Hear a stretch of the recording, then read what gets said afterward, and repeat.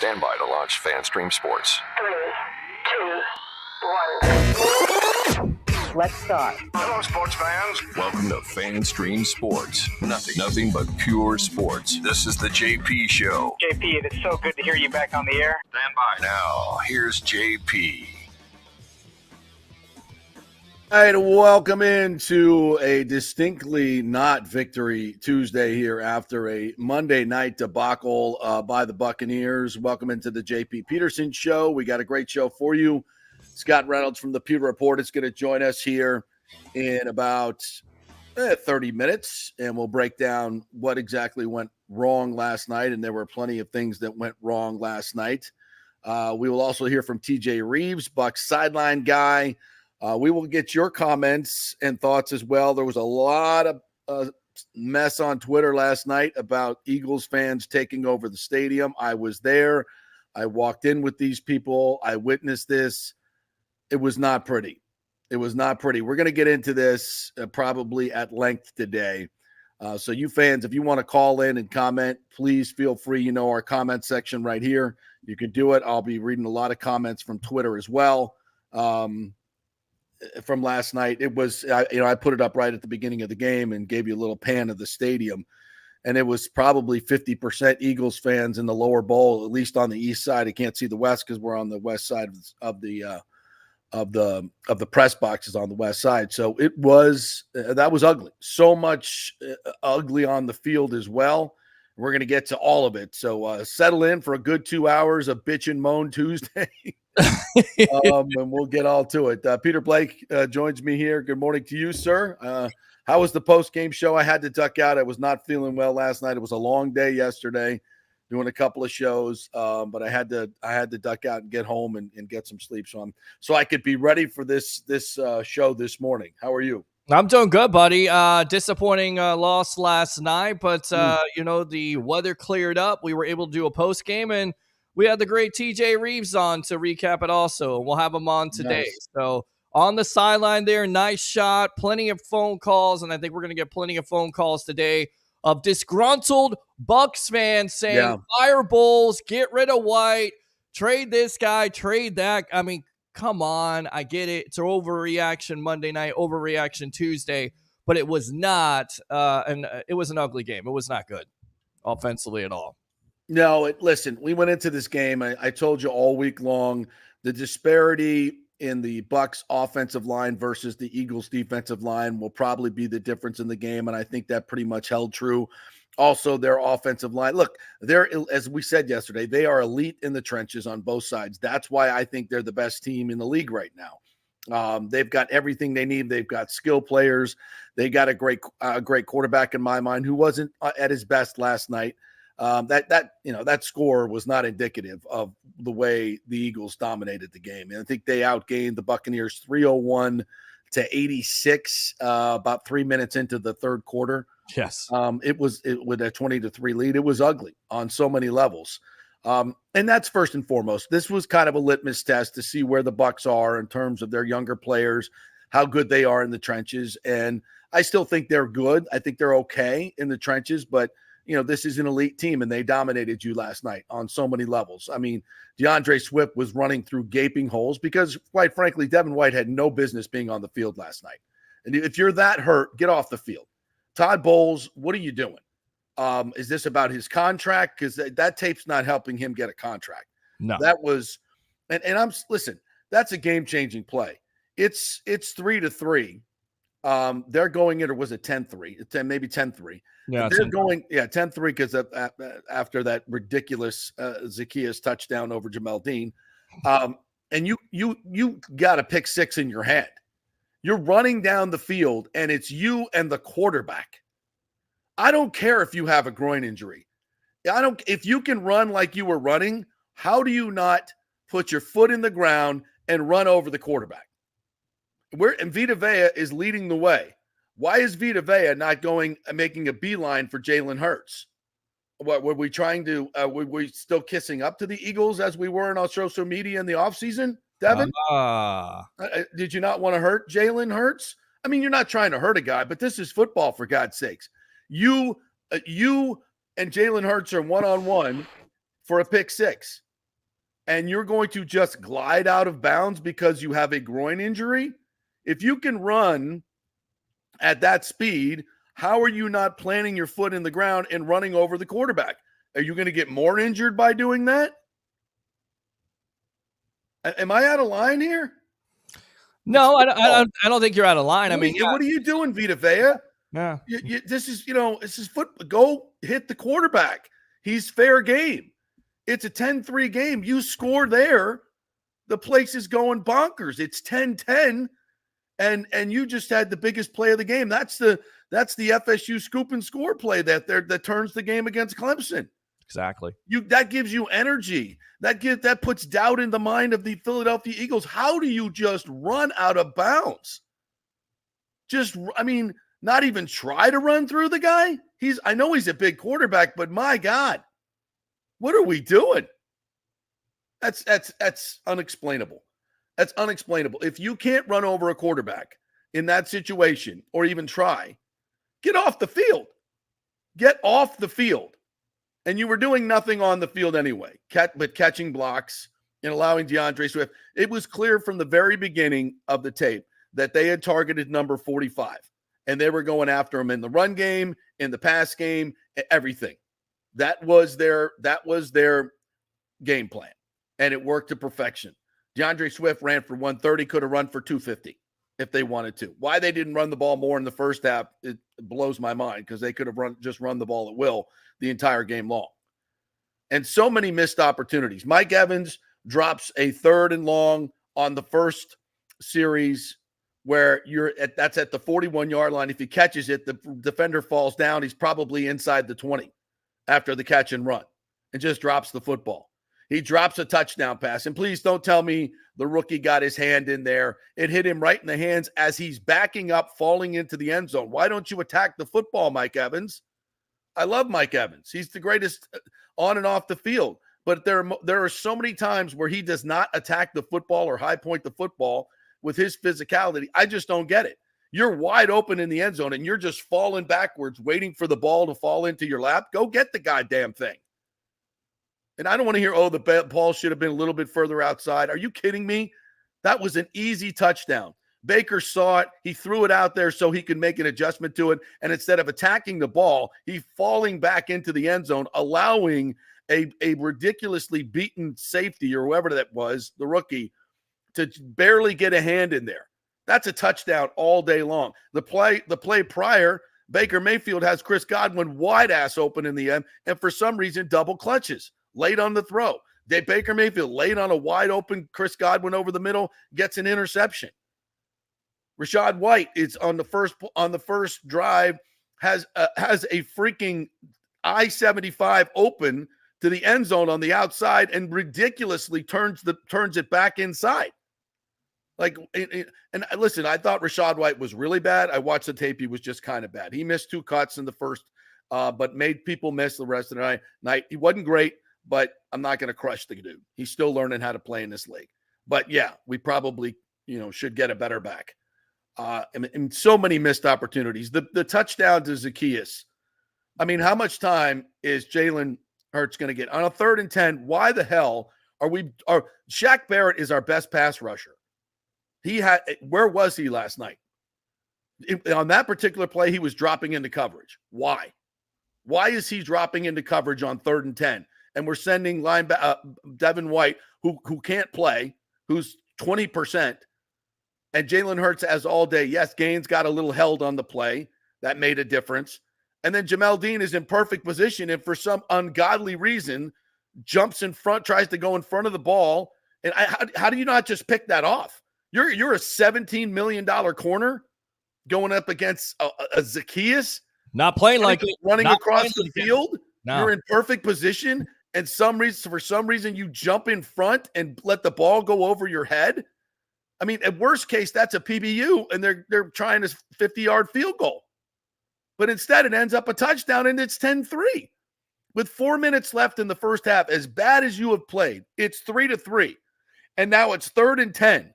And you decide to drop Shaq Barrett into coverage, giving Jalen Hurts all day long, and Jamel Dean is just in perfect position and just brain farts to allow a gift touchdown on a wobbly pass?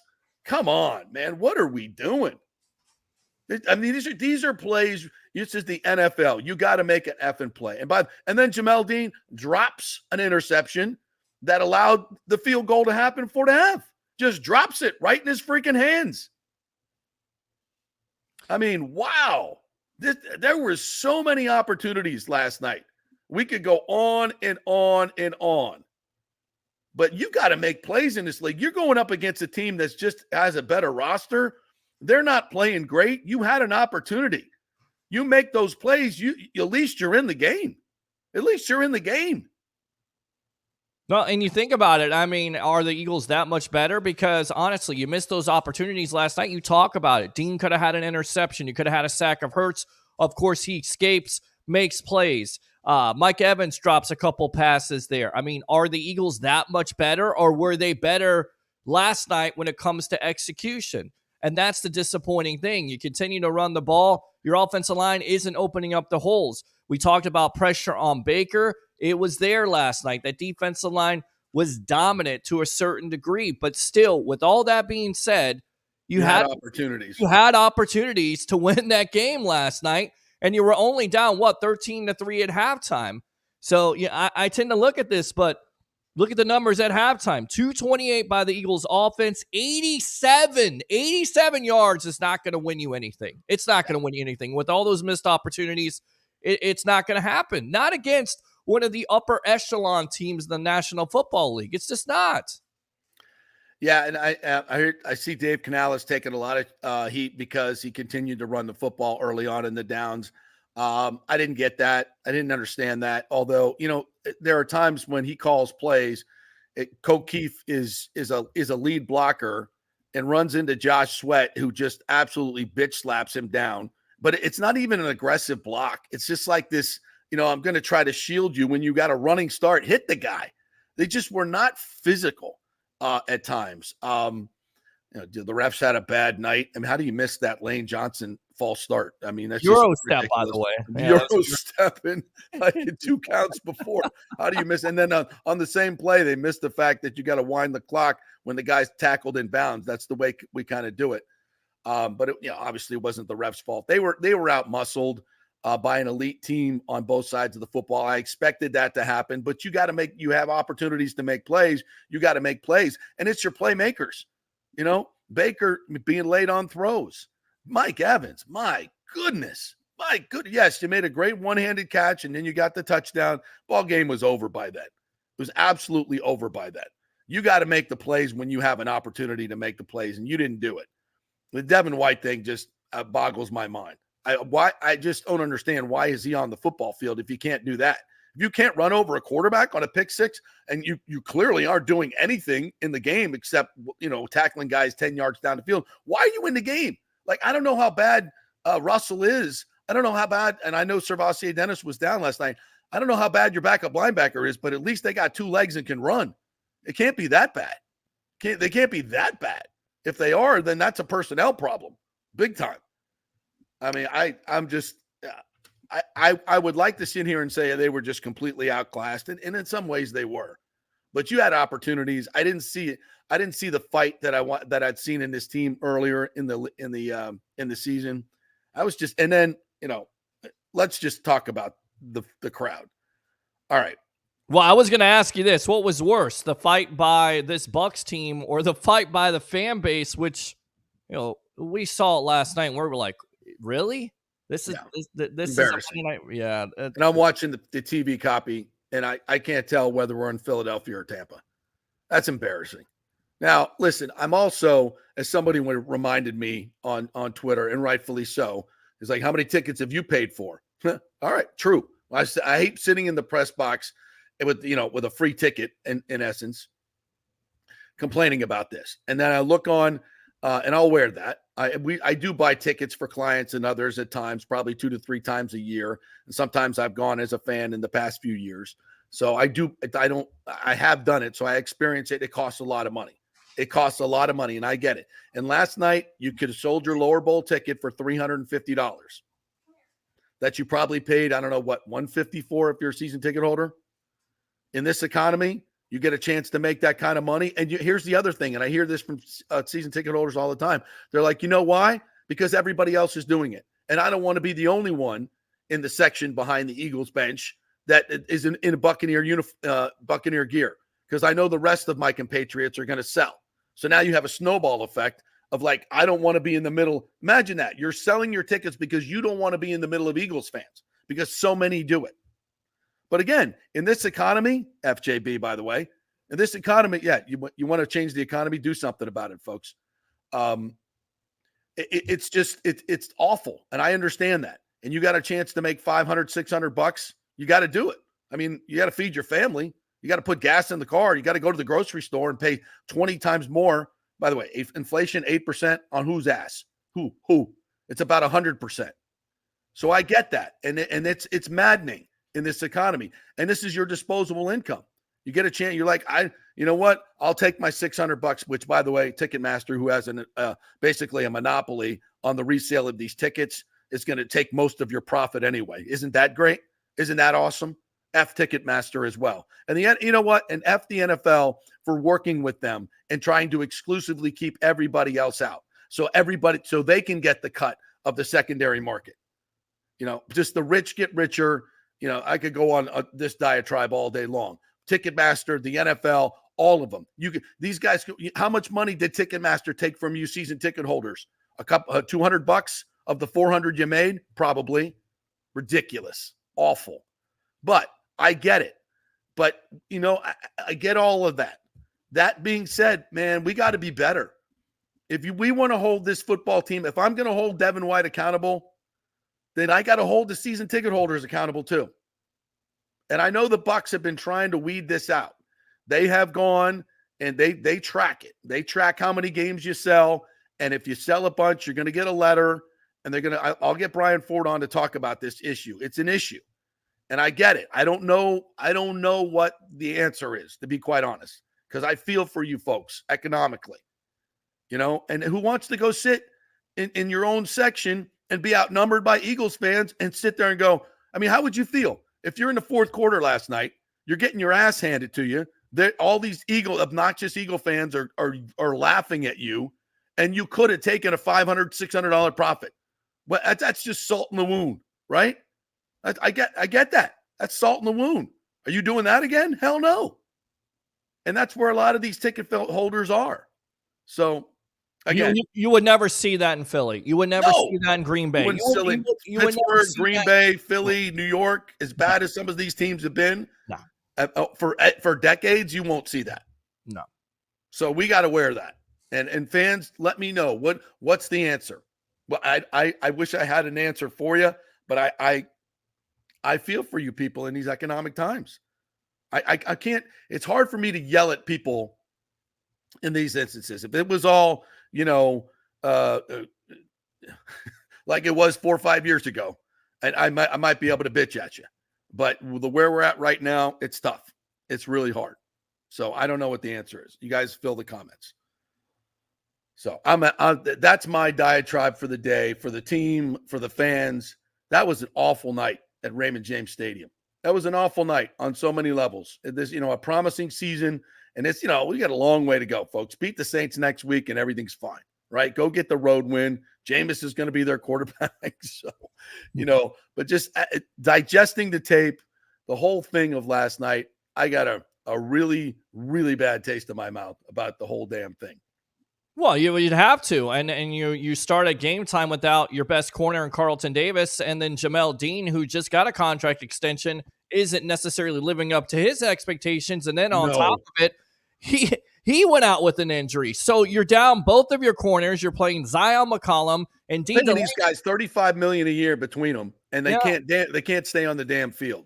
I mean, that's a big-time problem. You know that Vea's already banged up. You know that Devin White is already banged up. But still, with all that being said, being the eternal optimist here, you were in the game, and if you capitalize on those opportunities versus a upper echelon team in the Eagles, you have a chance to win. I think that's where and they got lots of work to do. But if you don't execute, you don't make those plays that you need to at the critical times, not going to beat anybody.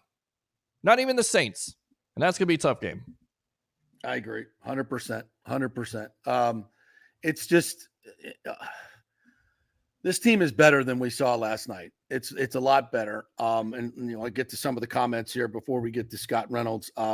Some interesting comments. Yeah, this is right on as far as Canales' play calling. The EPA per play when the Bucs throw on first down versus the run is glaring.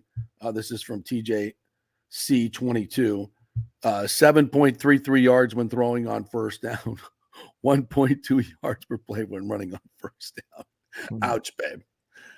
Even Byron Leftwich might be able to know what that number is. Yeah, and I think that was last night. Is that season long? I think the first two games were better. But yeah, last night it kind of seemed like we were banging our head against the wall against that defensive front to try and run. Although I understand they got a couple of good looks, and Sean Tucker made some bad cuts. Rashad White made some bad cuts. And I know Todd Bowles was like, man, we got to stay on the field because my defense is tired. My defense is just gassed. My defense is getting gashed. I don't have a middle linebacker. I think that's what he was probably telling Dave, listen, we got to eat clock. We got to get the hell out of here and just try and survive this game. And maybe that was it. I think that was probably part of it. Just run the football, keep the clock going. We ain't winning this game. So that was probably a little skewed, if I'm being completely honest. But I get it. It seemed very Leftwich predictable last night for sure. Yeah. This one from Thomas Casper. Bowles' general sideline demeanor was embarrassingly cringy last night. Yeah, I'm watching the TV copy and some of the faces he made. he's like, he's like, I don't know. Is it as bad as Steve Spurrier? Not Mike Tomlin-esque. You remember when Steve Spurrier got the job of Washington? Is it as bad as those faces? Nothing can be as bad as that, right? Football coach. Yeah, it's just it's bad. It was bad on so many levels. The food wasn't bad. No, the food was fantastic. Yeah. Do you have any other thoughts, Peter, on the game? I mean, to me, again, missed opportunities, and I think you got to shore up that offensive line. That offensive line's got to play better, especially versus the Saints, because we know up front they're also going to be tough. And who's coming to town? It ain't Santa Claus, my friend. It's Cam Jordan, and he's got Cole in his stocking ready for Tristan Wirfs, who didn't necessarily look his best last night either. So offensive line, especially that right side, we talked about it. Big time question mark. Hansey, the rookie, and then, of course, Luke Gedeke. And then Jalen Carter with the fumble. Punching it out. Yeah. That was a tough play on Rashad. That's a hard one to hold on to when a guy comes up behind you who's 6'4", 330 pounds, running as fast as he can, and then punches and gets a clean one on the ball. I don't think anybody's holding on to it there. So I get that. But that whole sequence, I was writing it down. With 4:28 left in the first half, the game is tied at 3. It's 3rd and 5. They get the false start, so now it's 3rd and 10. That's the play of the game right there. To me, that's the play of the game. And you drop. Why are you dropping Shaq? I know you drop Shaq every once in a while into coverage, but in that sense, on 3rd and 10, and you got Gaines rushing. Who was the other guy? JTS, who's just getting thrown around like a rag doll last night. Dallas Goedert is picking up and throwing and like just bitch slapping him, throwing him down on the ground. Again, as I texted my friend last night, he was bitching me about JTS being a complete bust. They said, yeah, on draft day, I had my intern look up as soon as I looked at his Instagram, I was like, wow. I said, can you count up how many shirtless pictures he has on his Instagram? She's like, I think we're at 45 now.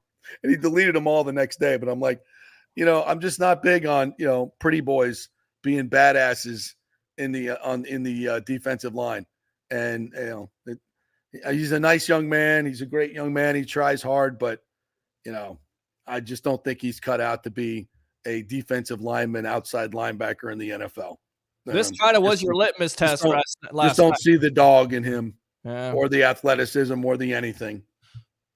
Best offensive line in the National Football League. This was your test last night, and the Bucs.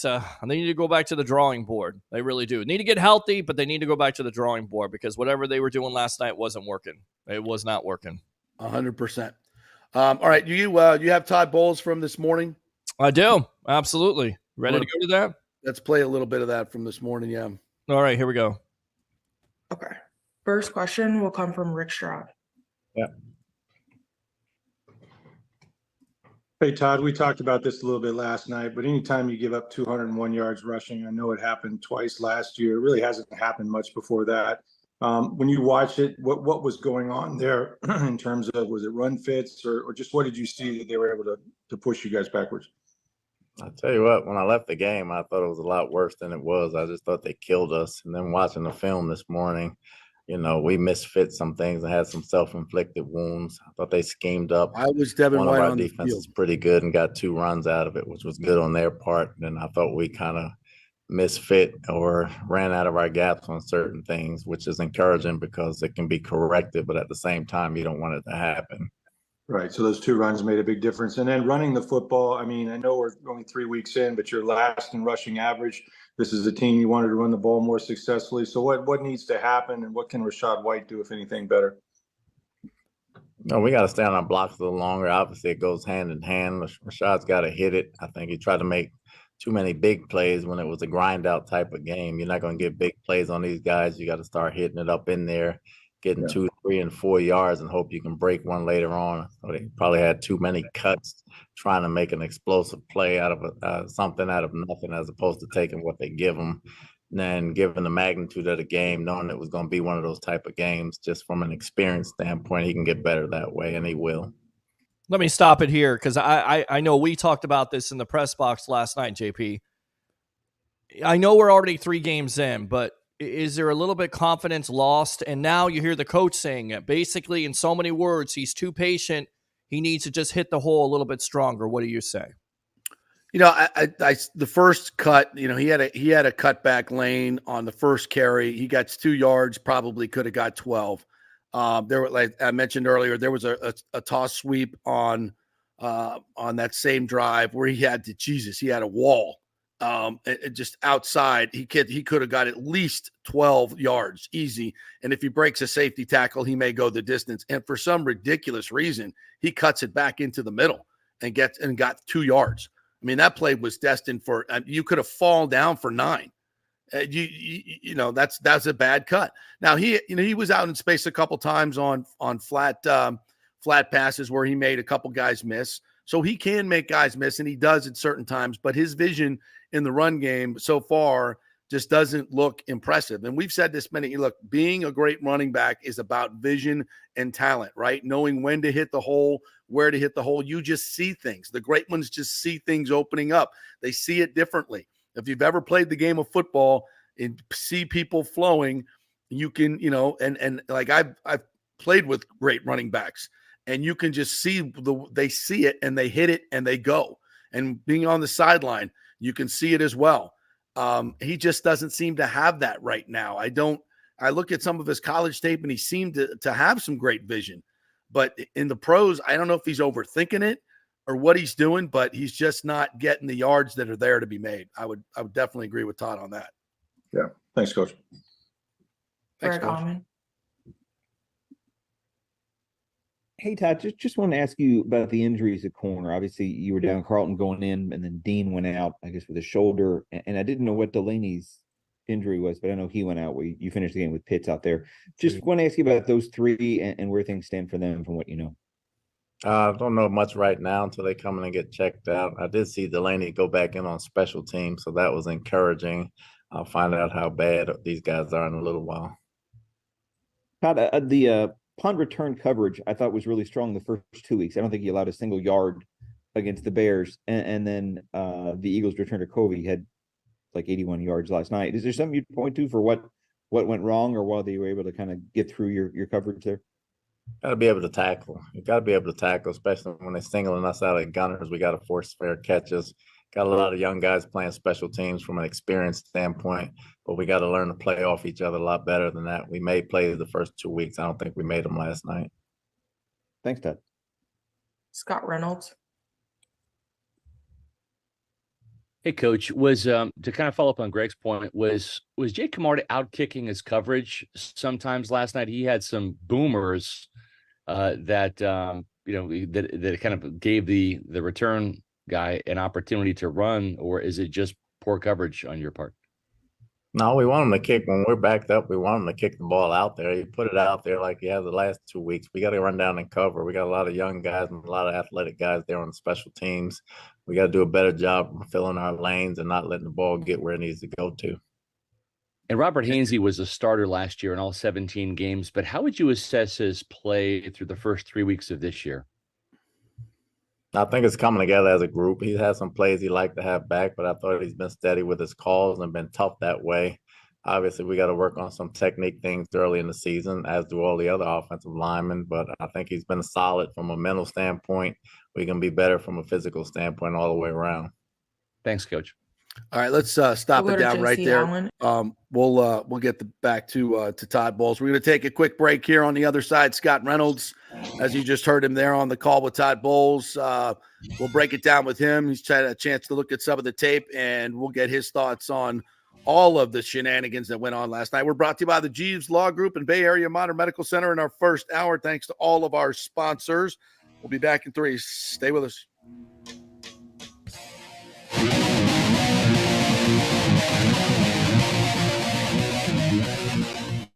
JP here for my good friends at Italiano Insurance, and they did it again. Once again, Italiano Insurance stepping up with the best customer service. I was in a bind. My old insurance company, my auto insurance, jacked up my rates, so I called Charity at Italiano Insurance, and she stayed till 9:30 at night until she got my insurance done. And guess what?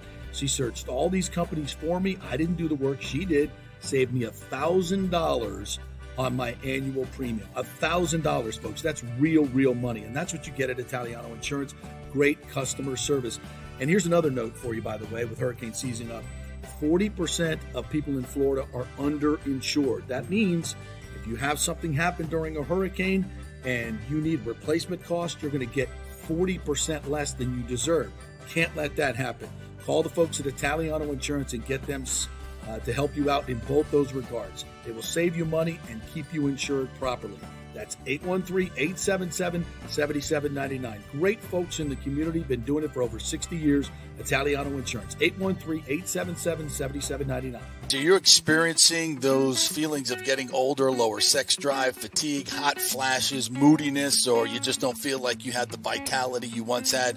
It's a chronic problem here in the United States. You're not just getting old, it's likely low testosterone. Studies over the last 20 years show a shocking decline in younger males aged 16 to 39. Older men have seen a sharp decline as well, so do something about it. Go see my friend Christopher Lugo at Bay Area Modern Medicine. Look, testosterone replacement is not a frivolous treatment. It takes a professional, targeted approach that focuses on total body wellness, vitality, and emotional stability, not a one-size-fits-all approach like many clinics use.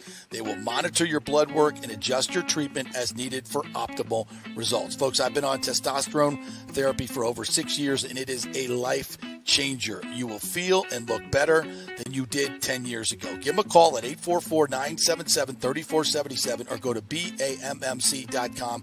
Tell them JP sent you for priority scheduling. That's 844-977-3477 or BAMMC.com. JP here for the Jeeves Law Group, Jeeves. Call for a free case evaluation, 888-9-JEEVES. That's 888-9-JEEVES. We're local, we're trusted.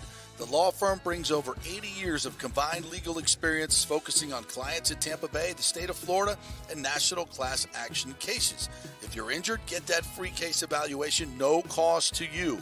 The Jeeves Law Group's focus is on auto, truck, and motorcycle accidents, as well as class action and consumer protection law. Scott Jeeves is a board-certified civil trial lawyer and a certified circuit court mediator practicing in the Tampa Bay area for over 30 years. You hear him on the show all the time. Great guy, big Gator fan, and great for the community. The Jeeves Law Group is a highly skilled team with years of experience that will apply their skills, expertise, and knowledge to assist individuals who have been in an accident with compensation for damages, lost wages, medical expenses, pain and suffering, and property damage. Get that free case evaluation, 888-9-JEEVES. That's 888-9-JEEVES. Coming back at you. Now, more with JP on FanStream Sports. It's only just begun.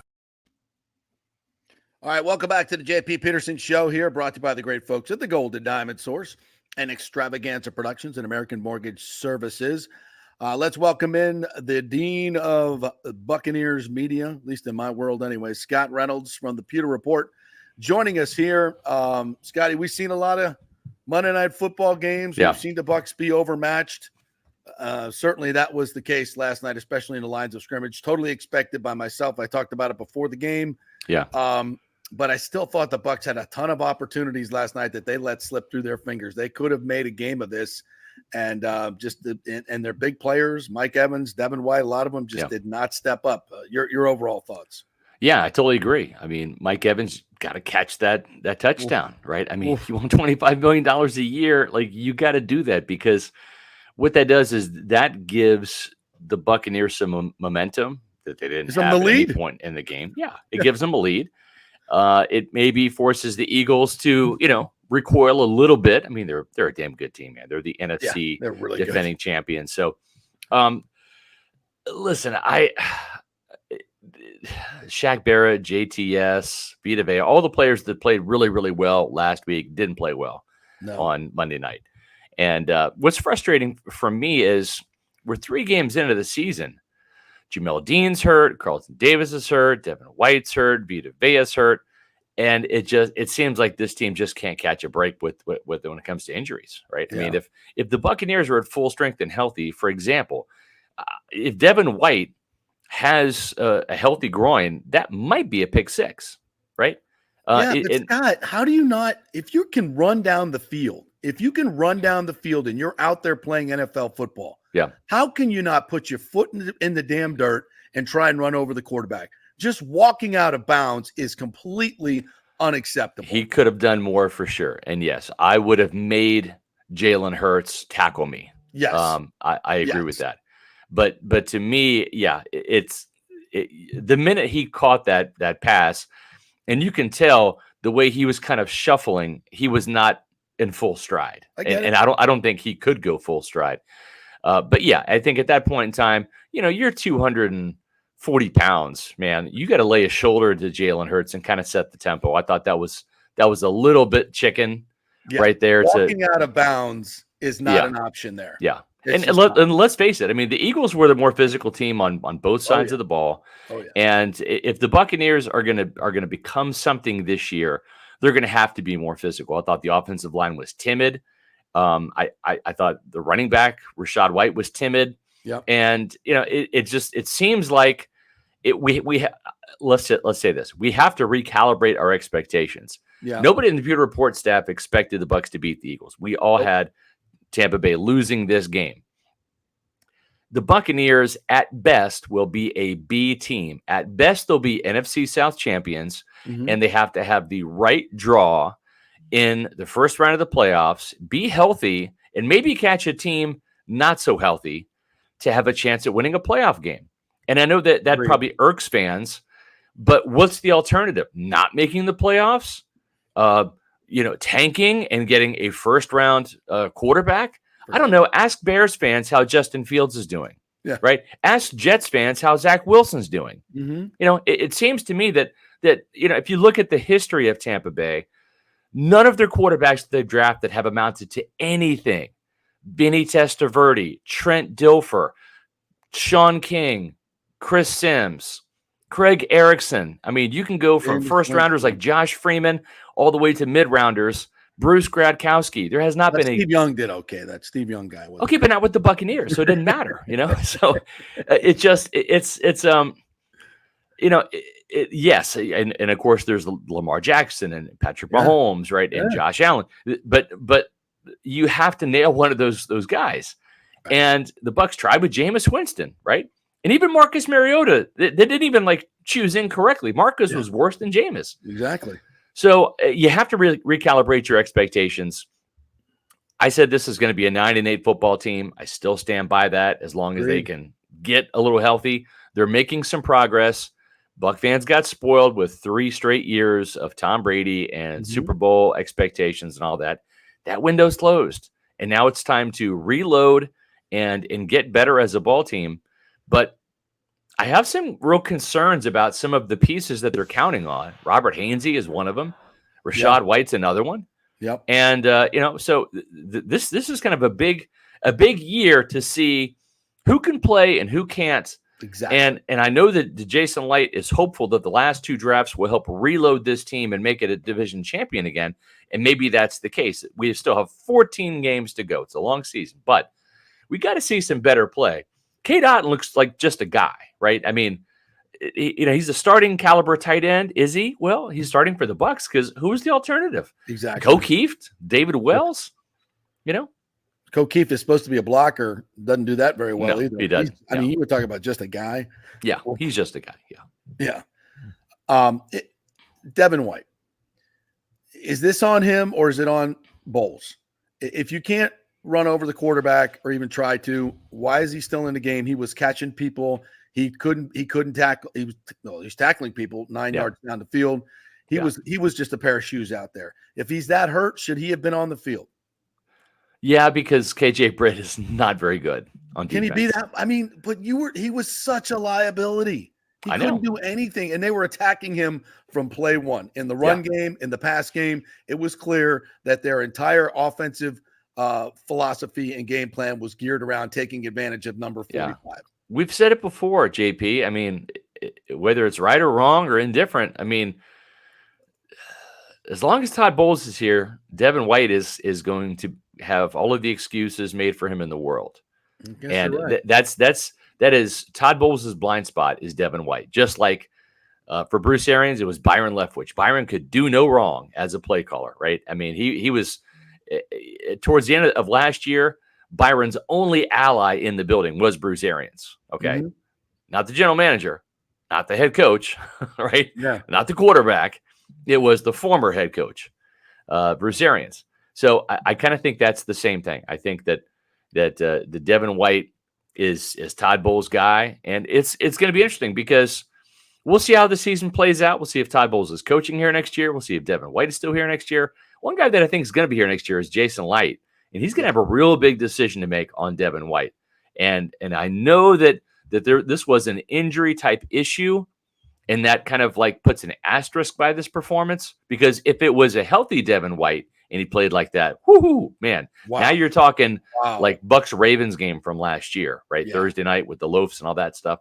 I don't think that was the case, but man, just you need more from Devin White, just like Mike Evans. You want to be a $25 million man? You got to catch touchdowns. You got to make the plays. You got to make the plays. Same thing with Devin White. If you want to be a $20 million linebacker, you can't play like a $12 million linebacker, which is what he is right now. Scott, speaking of White, Rashard White, or what do you make of his play? Because a lot of people timid, weak, bad vision, and he's on the clock. The thing that's working in Rashad White's favor is there's nobody else. Keyshawn Vaughn is bad. Sean Tucker has shown nothing yet. So it's kind of like last man standing. It's like musical chairs, and he happens to find a chair because he's a little bit better than the other guys. But you got to be able to press the hole, run with more authority. I think he's looking rather than running, and it's a problem. I think the problem is once you get to September, and we're almost in October, guys, there's no saviors on the street. I mean, this is your roster, so you got to kind of make it work. But at the same time, we have to give the Eagles some credit. They're the best team in the NFC. They have 7 first-round draft picks in their front 7. Okay, so it's like when Hassan Reddick, a first-round pick, goes out, Nolan Smith, a first-round pick, goes in. When Jordan Davis, first-round defensive tackle, goes out of the game, Jalen Carter, first-round draft pick, comes in. So there's so many first-rounders on that defense. I've never seen a 2 deep that has so much talent. And so it was almost futile running the ball, and it's disappointing. The minute the D. Delaney caught that interception, we're up there, the Pewter Report staffers, Adam and Matt and I, we just said, cue the safety. I mean, this is going to be a safety. There was no way it was not going to be a safety, because Dave Canales hasn't figured out yet that in that situation against that front with your offensive line playing so poorly, you got to throw the ball out of the end zone. And if it's a pick six, okay, whatever. It's going to be points anyways because you're going to give up 2, then you're going to punt the ball back to the Eagles, and they're going to score again. So, pick your poison. But I'd rather trust Baker Mayfield in that situation than Rachaad White. Scott, Scott, if White's play continues to not suffer and not be up to par, there is somebody out there on the street. Now, maybe this is pie in the sky and that Super Bowl window is closed. But what about, do you think the Bucs would consider a Jonathan Taylor? Or would that be too much draft capital and too much cap? It's too much draft capital and cap, I think. I like Jonathan Taylor, but you're going to basically be drafting a Jonathan Taylor. You're going to have to pay him a second contract. That is going to be your first round pick next year. Yeah. And your 3 games going to be 4 games in. And is he going to make a difference behind this offensive line? See, that's the thing. Now, the Bucs are not going to face a more stout front other than the 49ers later this year than the Eagles. And I think before we jump to conclusions and all of this, we have to remember they did pretty well last week against an average Bears team, or actually a crappy Bears team, but an average defensive front. Let's see how they do against a New Orleans defensive front that is not as good as it was in years past.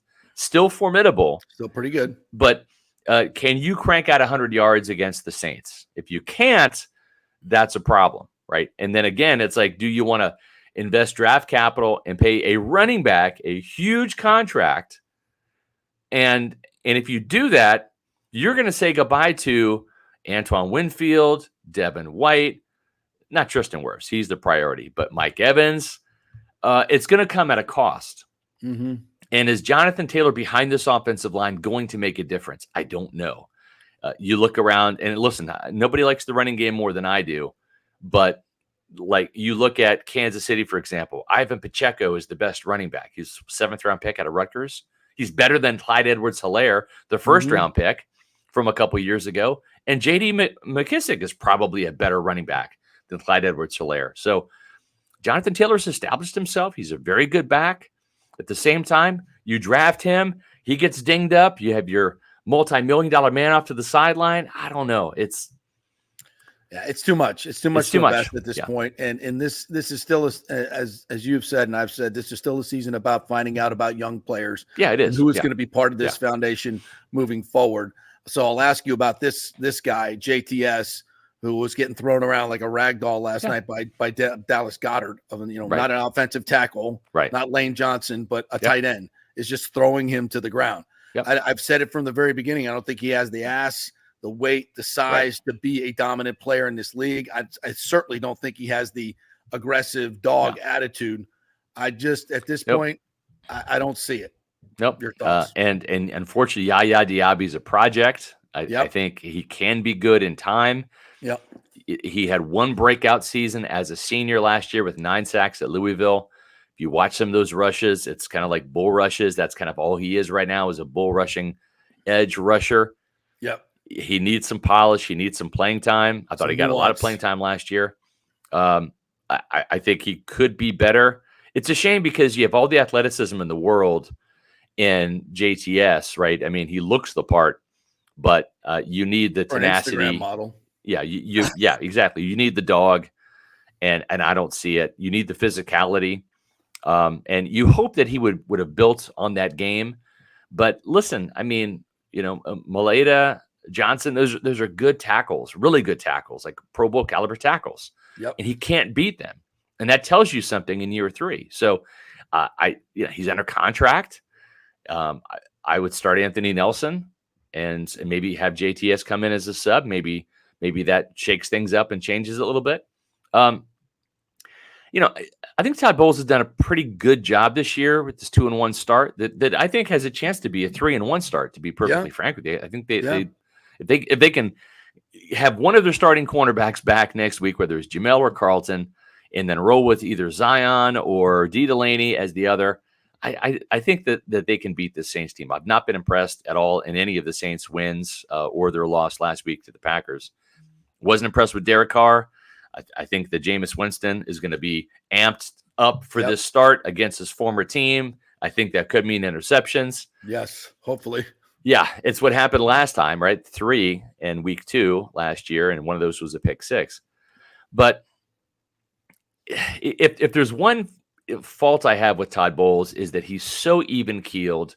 I don't think that he can understand how if I bench JTS and start Anthony Nelson, that might light a fire there, right? Mm-hmm. And I think that he's kind of so status quo that he's not willing to do something that maybe a Bill Parcells, a Bill Belichick, some of those upper echelon coaches totally agree. That were masters at pressing the buttons of different players. And you have to understand, it's like that locker room is not one size fits all, right? You have different personalities. Yeah. Some guys need their asses chewed and their asses kicked, and some guys need a pep talk and an attaboy.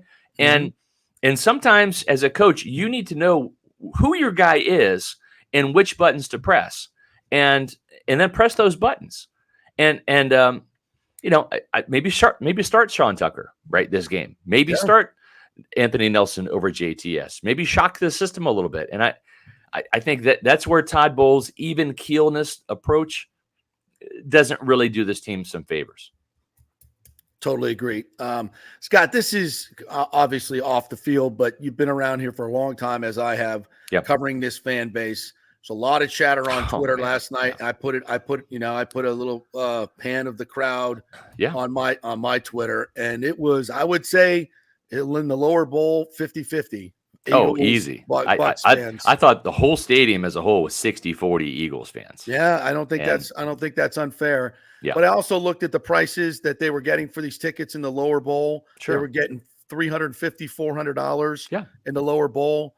$200 upstairs. You could have made a handsome profit. And in this economy, I have a hard time bitching at people taking a $400 profit, even though Ticketmaster is going to take half of that anyway. Right. So I have a hard time with it. And here's the worst thing. I had season ticket holders saying, look, man, not only can I make the money, but I don't want to go to the game knowing full well that the rest of my season ticket holders are selling I'm going to be like one of the only Buccaneer fans in my section down low. I'm going to not take the money and take the shit and get, I have a hard time, but at the same time, I got to say, damn, we got to be better than this. I don't know what the answer is, but that sucked. I think most Buccaneer fans were not expecting a win. I think they were hoping for a win, right? Yeah. But I mean, you got to be a little realistic here. And I think some fans made a business decision, right? I mean, that's really what it boiled down to. It's, do I want to put up do I want to put up with asshole Eagles fans, right? And do I want to miss out on an opportunity to make a profit only to have some obnoxious dude sitting next to me spill beer on me, right? And point at my face and watch my team lose in my home stadium surrounded by green. It's disappointing that Buccaneer fans sold out the way they did, but I don't blame them at the same time. Right. Now, if this was like Saints fans coming in or Falcons fans or something, different story. Eagles fans, they're a different breed. I got to give them credit, and I will say this. It was awesome what Rondé Barber said. He thanked the Eagles fans for coming to see his Hall of Fame best part of the night induction and get his ring. He had the gold jacket on. And you know what? Listen, Eagles finally got their Super Bowl. Last time I checked, they're still one behind the Buccaneers. True. And Rondé Barber had a hell of a lot to do with that back in 2002 and keeping the Eagles out of the Super Bowl. That's right. And and the Buccaneers, they're 2-0 in the Super Bowl, and the Eagles can't say that. So, the Eagles don't have an answer for it. I know Brian Ford is, the CEO has tried to. They monitor who sells their tickets and how many they sell. I know a couple of years back they were trying to really put the kibosh on it, but it's hard to do. It's hard to do. Listen, I mean, the economy's not booming right now, right? I'm not going to get political, but to say the least, I will. I'm just saying, it's like this economy sucks, and so I don't mind any Buccaneer fan who wants to fight inflation, going out there and selling their tickets to make a profit in an unprofitable time that we're living in right now. Yeah, it's tough. It's a tough call. Yeah. All right. So in the end, I'm like you. I'm not going to go crazy about this game. But if there's one thing that really, I'm with you. And I think we lost JP there. We might have lost JP. Yeah, I think we lost JP. So he was right on the verge of making a great point too, and that's the shame. But I will say this, Peter. It's like when you look at this game here was a measuring stick, right? For the Buccaneers, and they're just not in the class of the Eagles. They're not going to be an NFC contender. But if you look at the Saints game, this is going to be a better measuring stick than it was against Philadelphia, because you have two teams that are equal in terms of records, 2-1 and 2-1, and they have to get this win because we know what happens when the Buccaneers are 2-2 to start the season. We saw that last year, right? They ended up 8-9, and I think they've got to get ahead of the sticks here. They can't be chasing 500 like they were all throughout last year. It's got to be a situation where a 3-1 start gets this team a little bit of grace heading into the bye week. You rest up, and then you play a formidable team on the other side of that. When the Detroit Lions come to town, you put on your creamsicles and hope for a better outcome because they've lost like the last 3 games in creamsicles. But Peter, with the 3-1 record, the difference between a 3-1 record and a 2-2 record, in order for you to be under 500, okay, you have to lose 3 games in a row at that point in time. Like that's the cushion that you get from a 3-1 record, right? Because you lose one, you're 3-2. You lose another, you're 3-3. If you lose another, now you're under 500, and you're trying to get back up to the sea level at 3-4. But if you're 2-2 heading into the bye week, you lose that Lions game, and now all of a sudden, boom, you've lost 3 in a row. You've already had your bye week. It's a long season ahead, and now you are 2-3, right? And all of a sudden, it's like questions galore, and Todd Bowles is on the hot seat, etc. That's why this game on Sunday is a very, very big game for the Buccaneers.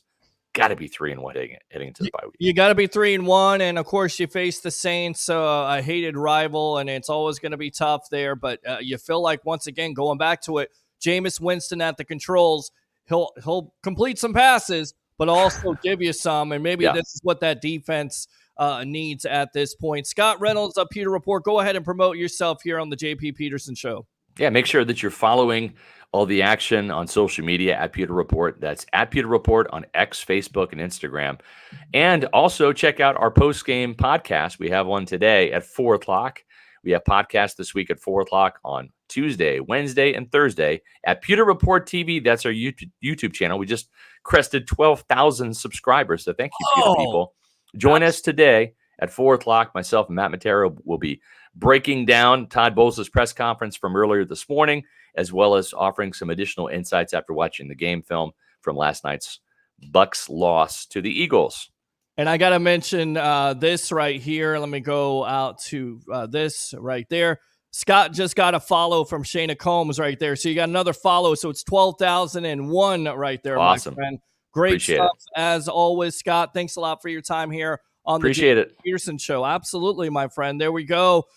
So we will get JP's Wi-Fi working here in just a little bit. Let's go ahead and go to a break really quick. Keep it locked. We'll have the sideline guy himself of the Buccaneer Radio Network, Mr. TJ Reeves, here on the JP Peterson Show. Keep it locked.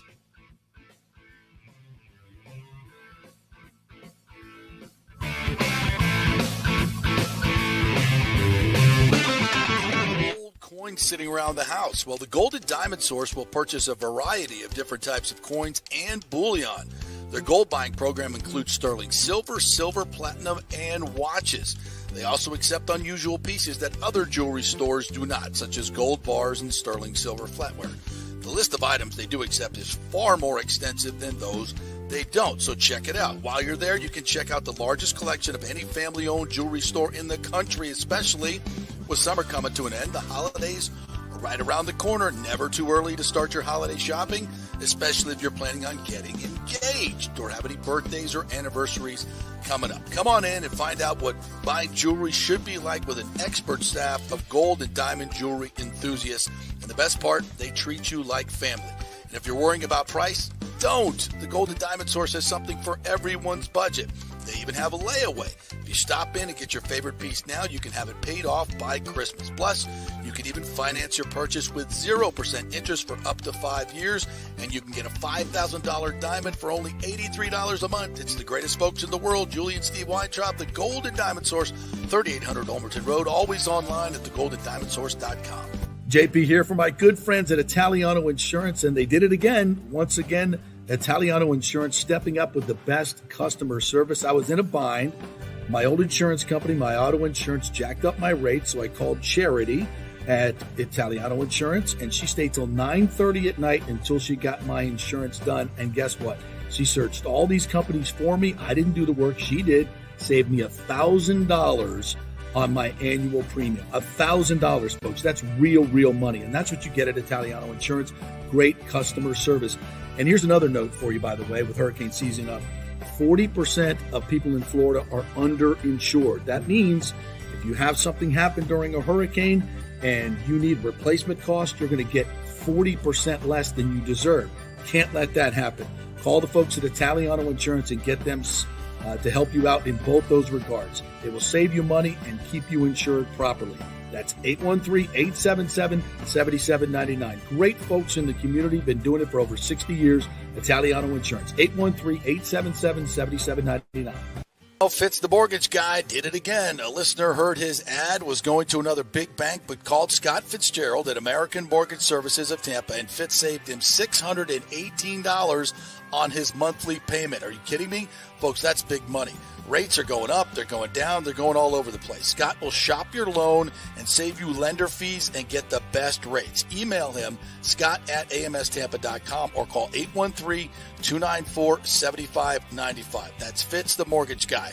Lots of stuff going on right now, and these rates are going all over the place. You need somebody knowledgeable in the market that will work hard for you and get you the best deal. That's my man Scott. He's done 3 loans for me, done thousands of loans for local folks here, works with a lot of the coaches and players in the area.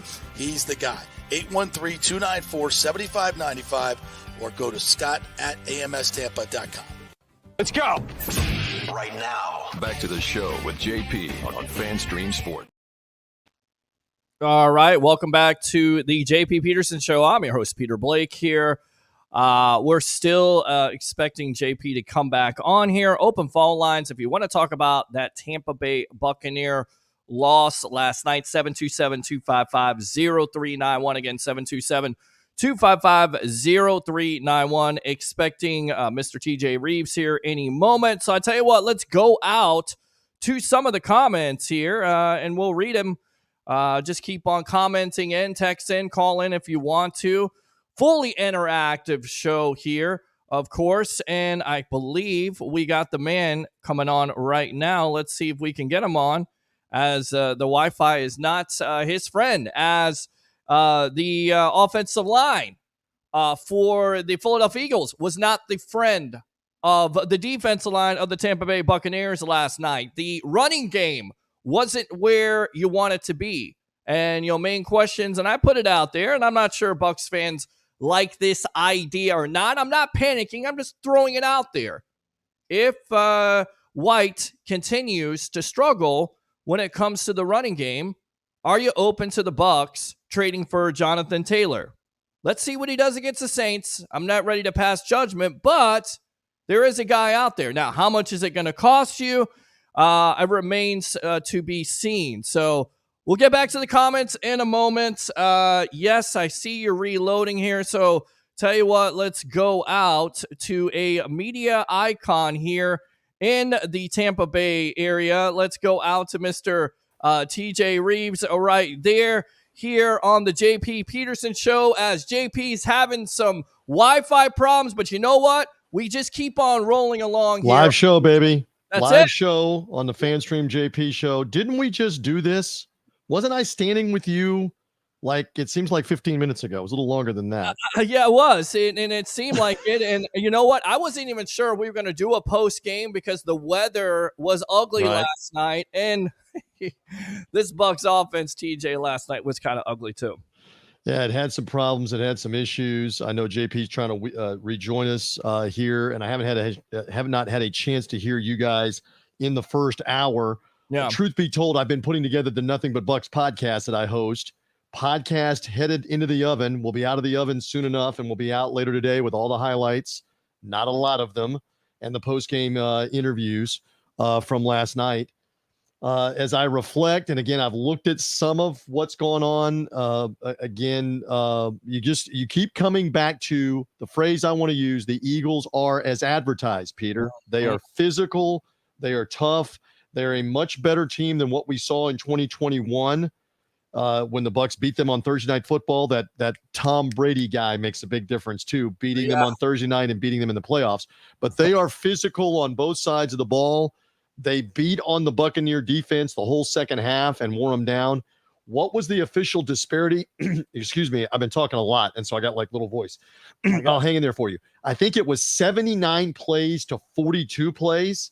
Yeah. It was 40 minutes of time of possession. That's just beating on the Buccaneer defense. That's what they did in the second half of that game, including killing the final 8.5 minutes of the game, picking up 5 first downs, because I think the Bucs were just worn down, demoralized at that point. And Philadelphia, I'm not making excuses on a Tuesday morning on FanStream JP. You know this. I said this to you on the field last night on your show after the game, that they're going to do this to a lot of people, Peter. As the season moves forward, the Eagles are going to be an 11 or 12 win team and may end up being a 13 or 14 win team because they're going to line up and knock you off the ball for 3 hours. And that's what they were doing to the Buccaneers, at least the Buccaneer front seven last night, wore them down and beat them. Yeah, and talking to Jaws last week, name drop there, Ron Jaworski. Love him. Yeah, love him too. Definitely going to get him back on the sports web. He said that was the biggest key to the game. It was not only the defensive line and the matchup with Todd Bowles' defense versus, most likely the best offensive line. You saw that on display last night, but also it was the Bucs offensive line versus that defensive line. And that was kind of the concern coming into it with the Jordan Davis and, of course, Jalen Carter, who, look, it's not the guy off the field, it's the guy on the field. And when that guy's on the field, there's no denying his talent, TJ. And the Bucs were not able to get a lot of push at all. There were several times where the play was just blown up by their front. And I know there's scrutiny on the call down at the goal line where you're trying to get out of your own end zone. Dave Canales is learning on the job here, and they were having trouble running left. And you almost, what do I know? But I've been doing this a long time. You almost gave that away because you put a third lineman in, you put him over there to the left. It's almost like, do we want to hold up a neon sign? You're about to run left, and the Eagles had 4 guys bust through, beat their blocks or come unblocked. So that wasn't the whole game, but they had trouble establishing anything on the ground last night. And then there were some throws. There's a couple throws Baker Mayfield would like to have back and a couple of balls Mike Evans would like to have back. You don't sustain drives. There was a big momentum moment where you could have had a touchdown and Evans didn't come up with the ball. Again, as I sit here with you, I've only seen the one replay. Peter, you may have scrutinized it more and seen it more on the internet. I'm deferring to you. Should he have made that play? Should he have caught that ball, or did the Eagle get the hand in there to knock it out and we account for that partially? It's not the whole game, but you're going to get 7 there and you're leading the game 7-3. What do you say? I mean, it's a momentum shifting play. And if you want to be paid as a $25 million wide receiver, and I've been on record, you got to pay Mike Evans because he's your most consistent player, not only on the field, but off the field. To me, you got to make that catch. Now, to say the rookie, Sidney Brown, who you're very familiar with, because we talked about him when Illinois came down here to the LireQuest Bowl last year. He did kind of interfere with it, but it's a catchable ball by Mike Evans. Mike Evans has to make that catch. That's a momentum play there. Now, I'm all about being positive and optimistic. What a play he made in the fourth quarter to really a one-handed catch, which, is right up there with Mike Evans' catches. You remember that one-handed catch against the Atlanta Falcons, Dirk Cutter's first year. Yeah, he is a freak physically with the long arms and with being able to make the plays. Going up high, you're not going to out-challenge and beat that guy. I mean, if you have 10 balls that are high coming to him, he's going to make the play probably 8 or 9 times. And you're not at his height with the long arms. The one on the sideline in the third period, again, at field level, I thought Baker Mayfield had a lot of mustard on that. I thought it was 95 or 100 miles an hour and high. That was not a routine play. Here again, to your point, you want to get paid 25 or 30 million. You're expected to come up with spectacular ones. But that's one that I think even if Baker was here with us, he would say that's got to be a better ball. That can't be 95 or 100 miles an hour over a 6'5" guy with long arms as head. It's got to be a little more on target on that one. Baker would love to have the long one to Devin Tompkins back because Devin Tompkins was there and the ball was overthrown on that one in the first half. So they had some plays that they left out there. You had the turnovers at the end of the first half. I joked with you, we'll repeat it here on the FanStream JP weekday show, that if there had only been another Buccaneer on that side of the field, the far right in front of the Eagles bench that Devin White could have flipped that ball to, kind of old school NFL, you take it and take off with it. Whoever that was would have probably gotten to the Eagle 30 or maybe the end zone. Hurts would have been the only guy with a shot to get somebody out of bounds. And Devin White just couldn't run in that moment. So unfortunate, big stop, big play. You'll take the play, but he didn't have the wheels to get there because he's ailing. And there wasn't somebody to, you know what I'm talking about, turn around and flip the ball to a DB and let him take off and be gone. Absolutely. I'll tell you what, let's go ahead and get Mr. JP Peterson back on. Let's see here. There we go. There he is. What's up, TJ? Thank you. We've been holding the fort. All right. So first of all, I have not had a chance to say to you what we said yesterday, which is that you were on it, that the Bucs were going to be in some trouble with the physicality of the Eagles. You believe the Eagles were going to win. You were borne out to be correct. Again, I can testify from field level that is a massive offensive line, and they've got it figured out, and they've been doing this to people last year. And I said in your absence here while you've been trying to come back on, they're going to win 12 or 13 games, and they might win 13 or 14 games. They are going to do what we saw last night to a lot of people the rest of the season. I know that doesn't make Buck fans feel great on a Tuesday morning, but it's reality. They're that good up front. No, I totally agree. And it was evident on the film. It was evident, I'm sure, definitely at ground level. But, and I accepted that. I expected it. What I didn't want to see was the guys that are your playmakers. Mike Evans dropped 3 critical passes, including a touchdown, a first down that probably would have led to points. Can't have that. I was saying, can I interrupt? I was saying to Peter, I've only seen the one replay. You guys have scrutinized it more. On the possible touchdown in the short corner of the north end zone, do you believe that ball is in his hands, or how much did the Eagle disrupt him? Because I am, again, seeing a different game at field level, and I got one quick replay. What would you say? Well, a couple of things. Number one, and this has been an issue for Mike for many years, I think. He's falling backwards into the end zone. Attack the ball. First and foremost, the ball, Baker sees him wide open. The defensive back is in a bad position. So you expect Mike Evans. So he didn't try to zip it in there. Didn't have to and risk, ball going out of bounds. Right. He kind of floated it, but put a perfect pass out there so he could adjust to the ball and make the easy catch. And Mike ends up falling backwards into the end zone instead of attacking the football. And even at that point, the ball hits him right in the hands and in the chest. And he tried to chest catch it and not catch it with his hands. Terrible technique. For a guy of his accomplishments and a guy of his level, in a moment like that, you got to attack the football. It's an easy catch. Stand up. Don't fall back. You don't need to do that. And attack the football. And he didn't do it. That is and then Mike will tell you that he has to have. And that he did. I interviewed him. Yeah. I was joking with Peter that I've been scrambling to get the Nothing But Bucks podcast up. It's in the oven. It'll be out of the oven in a little while after your show is over with. And he said on Buccaneers radio after the game, I got to make those plays. He owned up to it. And you saw, Peter and I were just talking about this. You saw the capability, that one-handed Odell Beckham type stab. I mean, that's the type of talent this guy has. So make the routine plays. I know what you're saying. Jamel Dean drops another interception. I'm sitting here on Tuesday morning. What time is it? What planet are we on? It's 11:15 on Tuesday morning. How did he not at least bat that ball down? It's like behind him, he doesn't bat it down, and Zacchaeus somehow catches the ball through him and gets in the end zone. At the minimum, that's incomplete. It's probably an interception, and instead it's an Eagle touchdown. I am befuddled on a Tuesday morning. And let's just say that it's 3-3 at that point. Mhm. There's 4 minutes left in the first half. You're lucky to still be in the game. It's 3rd and 10. It's 3rd and 10, and you're on the 4th best, 5th best receiver they have. You're a $17 million a year corner. You're in great position.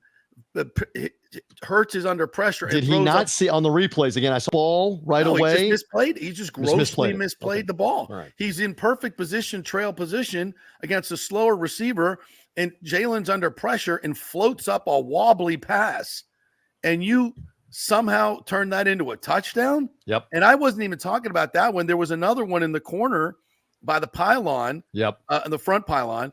He didn't catch it. He has both hands on it. That leads to a field goal. Catch the. I know. I mean, he's playing off coverage, giving up 3rd downs. You're a freaking $17 million cover corner. Get in press position on a 3rd and 5 and cover the guy. And I mean, it's just Jamel Dean has to play a hell of a lot better. Mike Evans has to make the plays when they're there. And as you were talking about, Devin White, listen, if you're on the field playing professional football and you catch a football and you're running down the field and you have a groin, you have whatever you got, and there's a quarterback between you and the end zone, you don't walk out of bounds. You don't walk out of bounds. If you stick your foot in the ground and you at least try to run over the dude. And I don't know why Vita Vea is not running to block for him that position either. I don't understand. If you're that hurt, get off the field. If you're that hurt that you can't do that, you have no business being on the field. And is that a Todd Bowles thing? Is that a Devin White thing? I don't know what it is, but if you can't do that, you shouldn't be on the field. I don't get that, TJ. I'm just he had gone out of the game. I understand the point. He had gone out of the game, and they were looking at his foot. He's had the groin problem. And again, he was out there in the second half with the defense getting worn down. He clearly, I mean, I'm not revealing a nuclear secret. We all saw this. He clearly was not able to run like Devin White. He's not able to get off the blocks. Get him out of the game.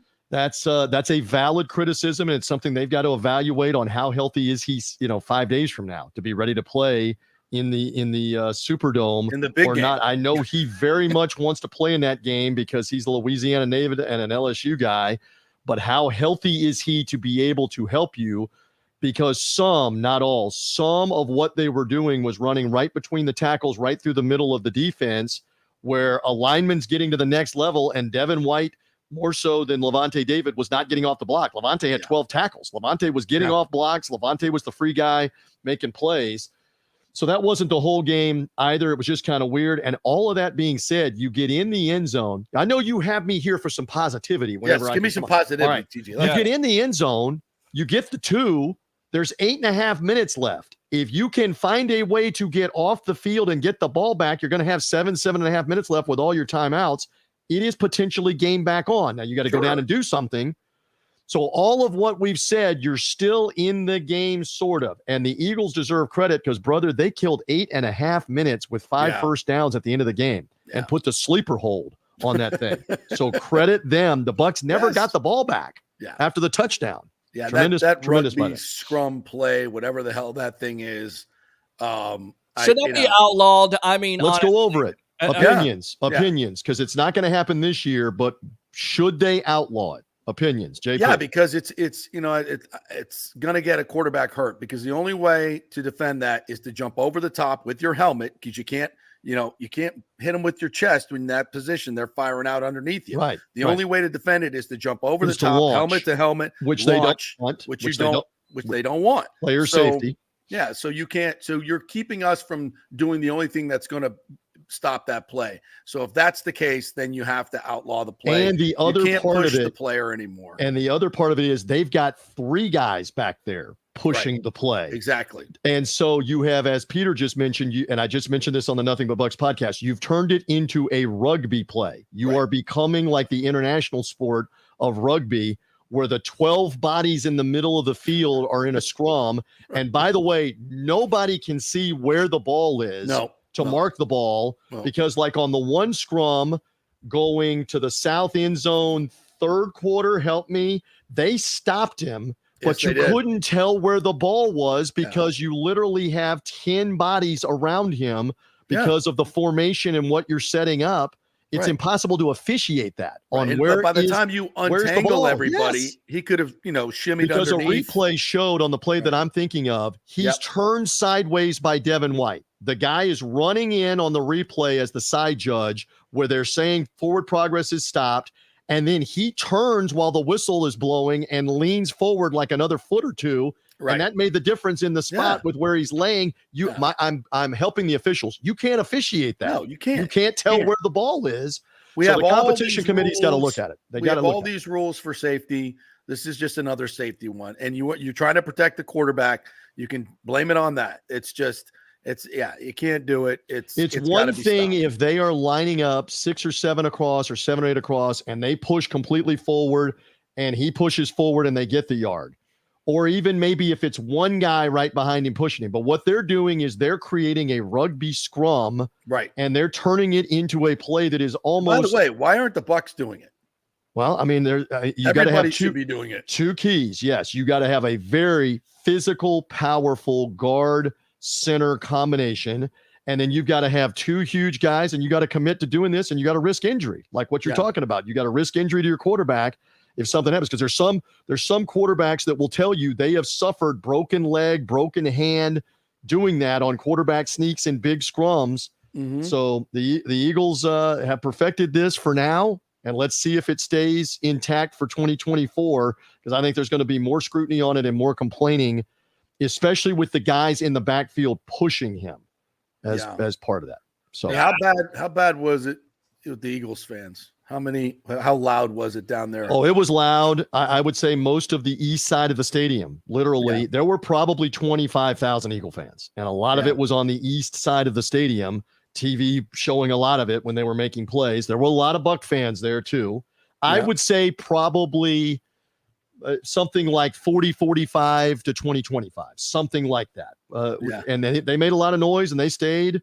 And obviously the Eagles were having a lot of success in the game. That was not unexpected though. And they traveled to other games, just like the Steeler fans traveled to other games and the Packer fans traveled to other games. And so they got their hands on tickets last night, and the Eagles gave them a lot to cheer about. All right. So we got moving on. All right. Yes. Now this team has to get healthy. I mean, we got Vita Vea's nicked up, right? Correct. Devin So White I is just nicked read, up. so Todd Bowles had his media session a little while ago, and he says he has no further update on Devin White or Jamel Dean. They're both being evaluated. It's Dean's left shoulder, and he was trying to play. I think they put even maybe a wrap or a harness on that shoulder trying to play in the second half, and he eventually just couldn't play anymore. No update on him, no update on Devin White. They don't have to declare anything until tomorrow. Mm-hmm. More than likely, they're going to be listed as either limited or didn't practice. Then it comes to Thursday. Can they practice? And then it's next man up for Zion McCollum, Christian Izzy, and hopefully we get good news on Carlton Davis because he was practicing. He was practicing at the end of last week. Hopefully he can play, and that will help out because you're right. You got to get healthier. We sat here on your show last week and said you've got to stay healthy for everybody. You're now only 3 games in, and you're starting to see it. You're starting to see injury. Guys slowed up. Yeah. Did Hopefully Carlton they get warm healthier. up? And Did Carlton warm up? I know he was a game time decision. Did he warm up? Did he try was to go? out there. He was out there before the game with the training staff a couple of hours before the game, but he never suited up. So I think the belief was they need another week with him. It's probably, they're not saying this, it's probably going to be after the bye week on Kalijah Kancey because they just want to make absolutely sure right now before he goes again that you don't blow it out. I mean, Kancey would have made a difference next to Vita Vea on those scrums on 3rd and 1 and 4th and 1, if, but you didn't have him healthy for last night's game. So let's see if they can get healthier. We'll learn more from the practices, and I'm fascinated. Is it Jameis Winston? Which it's going to be Jameis. More than likely, it looks like yes, Yeah. because everything that everybody's talking about with an AC joint injury in the shoulder, what do we know? We're just playing orthopedist on FanStream JP. This is a 1 or 2 game thing probably for him where he can't throw the ball.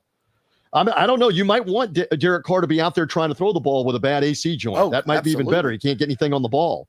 If that's the case. And he hasn't been great.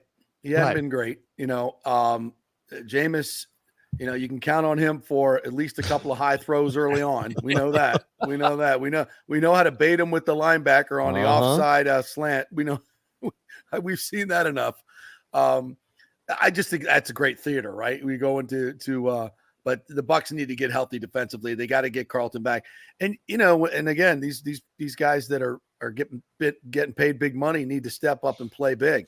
And can I add something to it? You got to feature Chris Godwin a little more. If this is on the wish list, find a way to get him the ball a little more. I know Philadelphia may have been taking some of him away, double teams, press coverage, but find a way to feature that guy. You've got two outstanding receivers, and Godwin going down the field some will help. Cade Otton going down the field some will help. I know Cade dropped a screen that was perfectly set up for him. Yep. So you just had some misfires last night. But folks, the season is not over here because of one game and one loss. And if you can find a way, I don't care, JP and Peter, if that's 9-6 Sunday or 6-3. And it was almost 6. It was almost 6-3 in the Superdome last year into the fourth quarter. Find a way to win that game and get in the bye week at 3-1. Who would not have taken that at the beginning of the year? Long. 3-1 at the bye. If you can get there, find a way to get healthy enough, go make plays in the Superdome. You handled the loud crowd in Minnesota. Go find a way to win that game. Let's see what happens. Yeah, that should be fun. Always a great atmosphere. All right, TJ. So Nothing But Bucs podcast will be released shortly. It is coming soon to earbuds near you or your speaker or your device, your phone. It is out wherever you get podcasts, Buccaneers mobile app, etc. You'll hear all of Gene's highlights and calls. You'll hear from Mike Evans and Baker Mayfield and Zion McCullum and Todd Bowles on our post-game coverage. All of that is always there the day after the game on Nothing But Bucs. So after the Saints game next Monday, before I'm back with you on a Tuesday, Nothing But Bucs is there the day after the game. It's in the oven, brother. It's got to come out of the oven, and then it'll be ready to go a little later on. I love it because that's what I listen to avoid fantastic the customers. I don't listen to the customers. I listen to the Hey, can I just give props to my man, Peter Blake? So I looked after the game, and you were not there and not set up yet. So I'm ready to leave. We're off the air. We're leaving. And I looked down from the press box, and I'm like, my man is down there doing the postgame show. I am going to get down there with him and at least spend a few minutes going over it with the peeps. I bailed. I was and Peter was down there and channel. I mean, because remember, all the newscasts, JP, were doing their 11 p.m. sports. Yeah. So Channel 13 is down there live. Channel 8 is down there live. Channel 28 is down there live. Who am I leaving out? Channel 10 is down there live. Orlando is live. Philadelphia is live across the field. They're all doing sportscast hits. And my man Peter's down there with them. Through his show, through the FanStream JP network. We were there for the fans last night. So I was happy to come down there. Excellent hustle. These guys are putting out great content. People support them. Hit the like button, share it out, support them. I love the stuff from the patio yesterday for the live remote. You kept me company on my on my drive. And yes, your Donovan McNabb story trumped my story. I love that. We do have some great memories. We got to find that out. We got to find that, and it was great to see Warren Sapp and Mike Allstott. I'm standing right down there with those legends and Tony Dungy. Rondé with the line of the night. That was fantastic. I'd like to thank all the Philly fans for coming to celebrate this Hall of Fame for you. Thank you guys. All time, forever, he has the moment in the Buccaneer-Eagle rivalry, no matter what else happens. And they cheered. I think that was Philadelphia fans cheering. Because they were in good humor. I mean, I still love in the playoff preview 2 years ago where they had him sitting in the stadium and they had him doing the voiceover and they put it on the video boards. He goes, "Hey, Philly, it's Rondé again." I mean, it was great. And it was great again last night to see him get honored and all of it. Oh, it will never get old. So Buccaneer fans, hang in there on a Tuesday. More to come. Saints now. You start to focus on the Saints starting with tonight, tomorrow, and let's see what happens. Because you got a chance to get to the bye week at 3-1. Take it if you can get there Sunday. There's a lot ahead of you. All right, partner. Great stuff. The great TJ Reeves. Yes. Tampa sports media icon. Yes, absolutely. Absolutely. Good stuff there by TJ. So, yeah, great job by you last night. I bailed out. I was not feeling my best. Looked like the Buccaneers. Flat, deflated, done.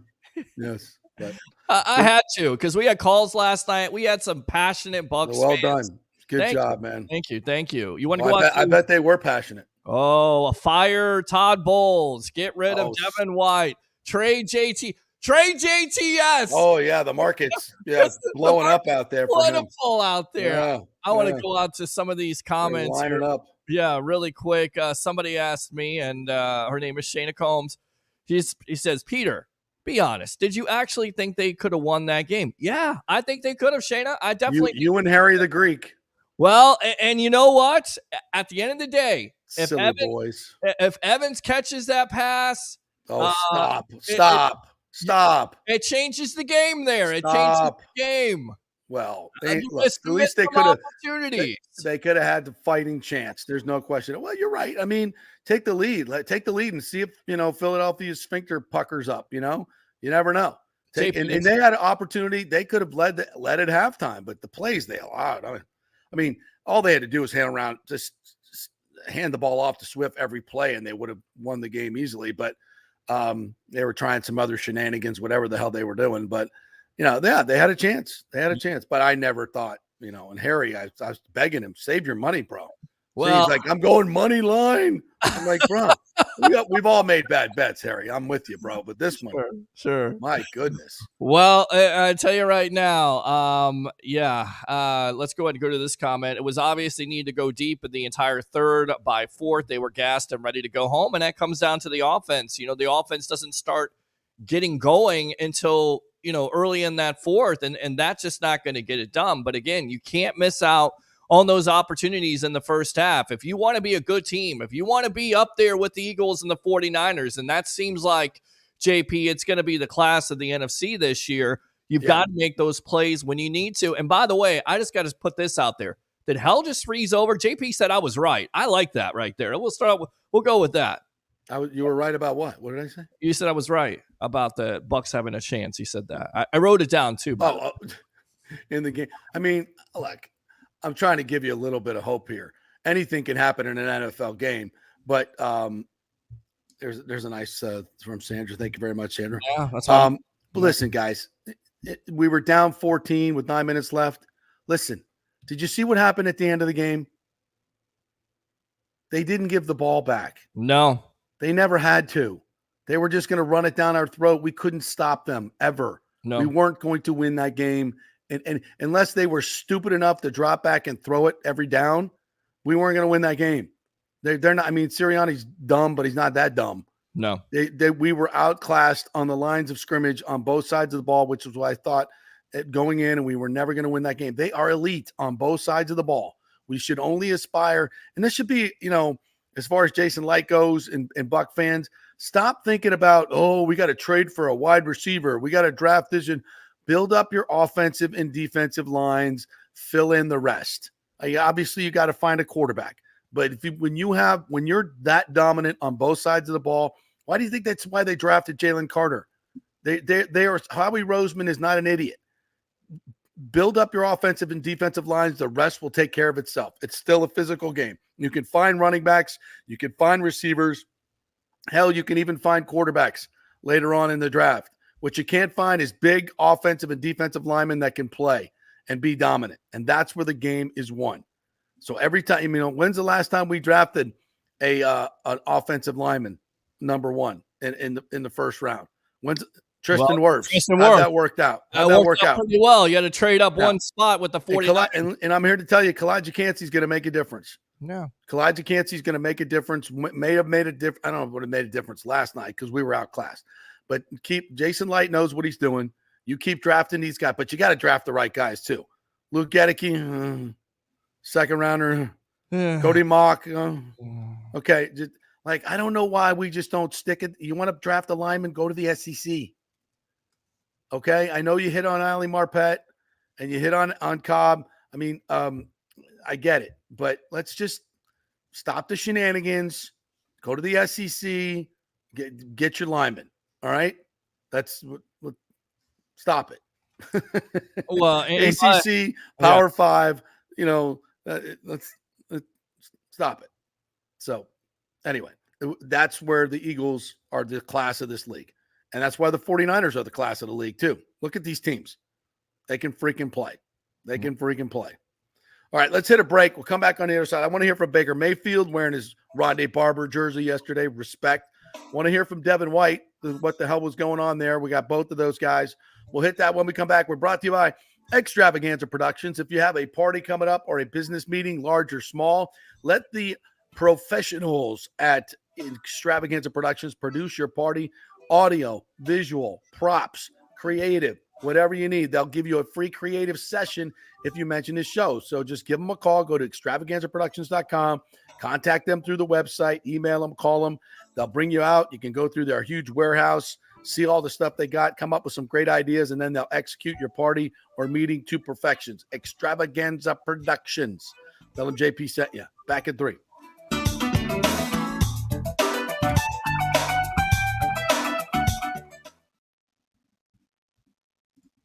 Do you have any old coins sitting around the house? Well, the Gold and Diamond Source will purchase a variety of different types of coins and bullion. Their gold buying program includes sterling silver, silver, platinum, and watches. They also accept unusual pieces that other jewelry stores do not, such as gold bars and sterling silver flatware.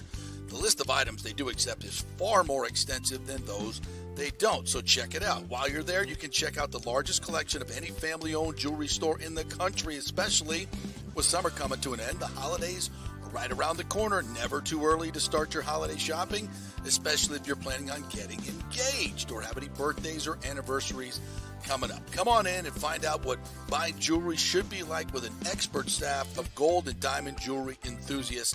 And the best part, they treat you like family. And if you're worrying about price, don't. The Gold and Diamond Source has something for everyone's budget. They even have a layaway. If you stop in and get your favorite piece now, you can have it paid off by Christmas. Plus, you can even finance your purchase with 0% interest for up to 5 years, and you can get a $5,000 diamond for only $83 a month. It's the greatest folks in the world, Julie and Steve Weintraub, the Gold and Diamond Source, 3800 Olmerton Road, always online at thegoldendiamondsource.com. Hey guys, are you experiencing those feelings of getting older, lower sex drive, fatigue, hot flashes, moodiness, or you just don't feel like you had the vitality you once had? It's a chronic problem here in the United States. You're not just getting old, it's likely low testosterone. Studies over the last 20 years show a shocking decline in younger males aged 16 to 39. Older men have seen a sharp decline as well, so do something about it. Go see my friend Christopher Lugo at Bay Area Modern Medicine. Look, testosterone replacement is not a frivolous treatment. It takes a professional, targeted approach that focuses on total body wellness, vitality, and emotional stability, not a one-size-fits-all approach like many clinics use. They will monitor your blood work and adjust your treatment as needed for optimal results. Folks, I've been on testosterone therapy for over 6 years, and it is a life changer. You will feel and look better than you did 10 years ago. Give them a call at 844-977-3477 or go to BAMMC.com. Tell them JP sent you for priority scheduling. That's 844-977-3477 or BAMMC.com. JP here for the Jeeves Law Group, Jeeves. Call for a free case evaluation, 888-9-JEEVES. That's 888-9-JEEVES. We're local, we're trusted. The law firm brings over 80 years of combined legal experience focusing on clients in Tampa Bay, the state of Florida, and national class action cases. If you're injured, get that free case evaluation, no cost to you. The Jeeves Law Group's focus is on auto, truck, and motorcycle accidents, as well as class action and consumer protection law. Scott Jeeves is a board-certified civil trial lawyer and a certified circuit court mediator practicing in the Tampa Bay area for over 30 years. You hear him on the show all the time. Great guy, big Gator fan, and great for the community. The Jeeves Law Group is a highly skilled team with years of experience that will apply their skills, expertise, and knowledge to assist individuals who have been in an accident with compensation for damages, lost wages, medical expenses, pain and suffering, and property damage. Get that free case evaluation, 888-9-JEEVES. That's 888-9-JEEVES. Coming back at you. Now, more with JP on FanStream Sports. It's only just begun. It's early in the season, folks. 3 games in, you're 2-1. We've learned a little bit about this team. You don't throw it all away because of last night. But welcome back. If y'all want to jump in and give us a call, 727 255-0391 and 727-255-0391. You like that, don't you? I love it. Love it. Before we hear from Baker, Zachary Whitfield, thank you for jumping in here. How much do you put this loss on Baker Mayfield, and do you think we should give Kyle Trask a chance? That is an excellent question, my friend. first, I track all these plays, and I just got through the first half today. There was a play, I believe, first series, maybe in second series, where he threw he actually took a sack on this particular play. It was a third down play, and he had a route combination on the right, and Mike just was blowing past the safety on a deep ball, and Baker stepped up, and he had a chance to let it rip, and he didn't. He actually had on the three-person combo, he had Mike going deep on the right side, and the safety was in total trail. He had already turned and run. He was beaten. So he could have let it go deep to Mike. May have been a home run. He had TP coming in behind him, Trey Palmer coming in right behind, like on a mid 20-yard dig route or square in. He was open, and Otten was open in the check down. So he had all three guys open, and he just he was stepping up into the pocket, and then he got pressure from the left, but he could have let it go. He'll look at that play and go, we should have taken a shot there. The interception to Godwin was way late, way late. Terrible throw. The throw to Mike Evans he dropped, that was a good throw. That wasn't on him. That wasn't, I know Troy said it was a little late and a little to the inside. No, Mike has to attack that ball. He's got it instead of falling back into the end zone, and it hit him in the hands. Sorry.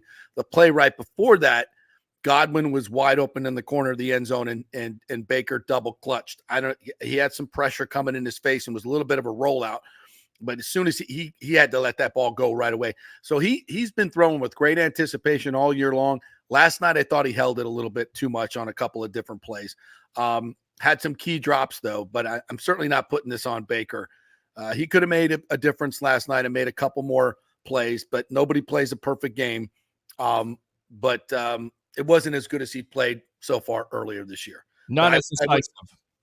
I wouldn't be thinking of Kyle Trask whatsoever. Baker is the leader of this team. They love him. He's played so well in the first 3 weeks, numbers-wise, eye test-wise, everything about it. This is his team. If this team does anything, it's going to be because of Baker Mayfield. I don't think Kyle Trask would give you anything that Baker's not giving you, and I think it would be a lot worse, to be honest with you. So, but thank you for the question. Yeah, probably would be a lot worse because, again, he doesn't have the experience. And, again, it's like throwing a rookie quarterback out there in a situation where you don't feel good about that with that Philly defense. And, somebody's commenting here, you can't say you missed opportunities to win and not mention all the Eagles' opportunities to score more points. Well, true. That's also a credit to the Bucs defense for holding them down and stopping them on a couple of opportunities, especially fourth down early on. I agree. And that's why I say the Bucs were never going to win this game. Right. I mean, that fourth down call early on was just a stupid call. A handoff to Gainwell. I mean, you could have just lined up in that scrum and just got they needed about 1.5 yards, 2 yards, and they were getting it on that scrum play. So that was just a silly call. JP, they call it the tush push. That's what they call tush push. Yeah, that was a dumb call on Sirianni's part there. Yeah, they kept the Bucs in the game themselves, I think, in a lot of different ways. Right. So anyway, let's hear from Baker. Let's hear from Baker after the game, if we can here, in his Rondé jersey.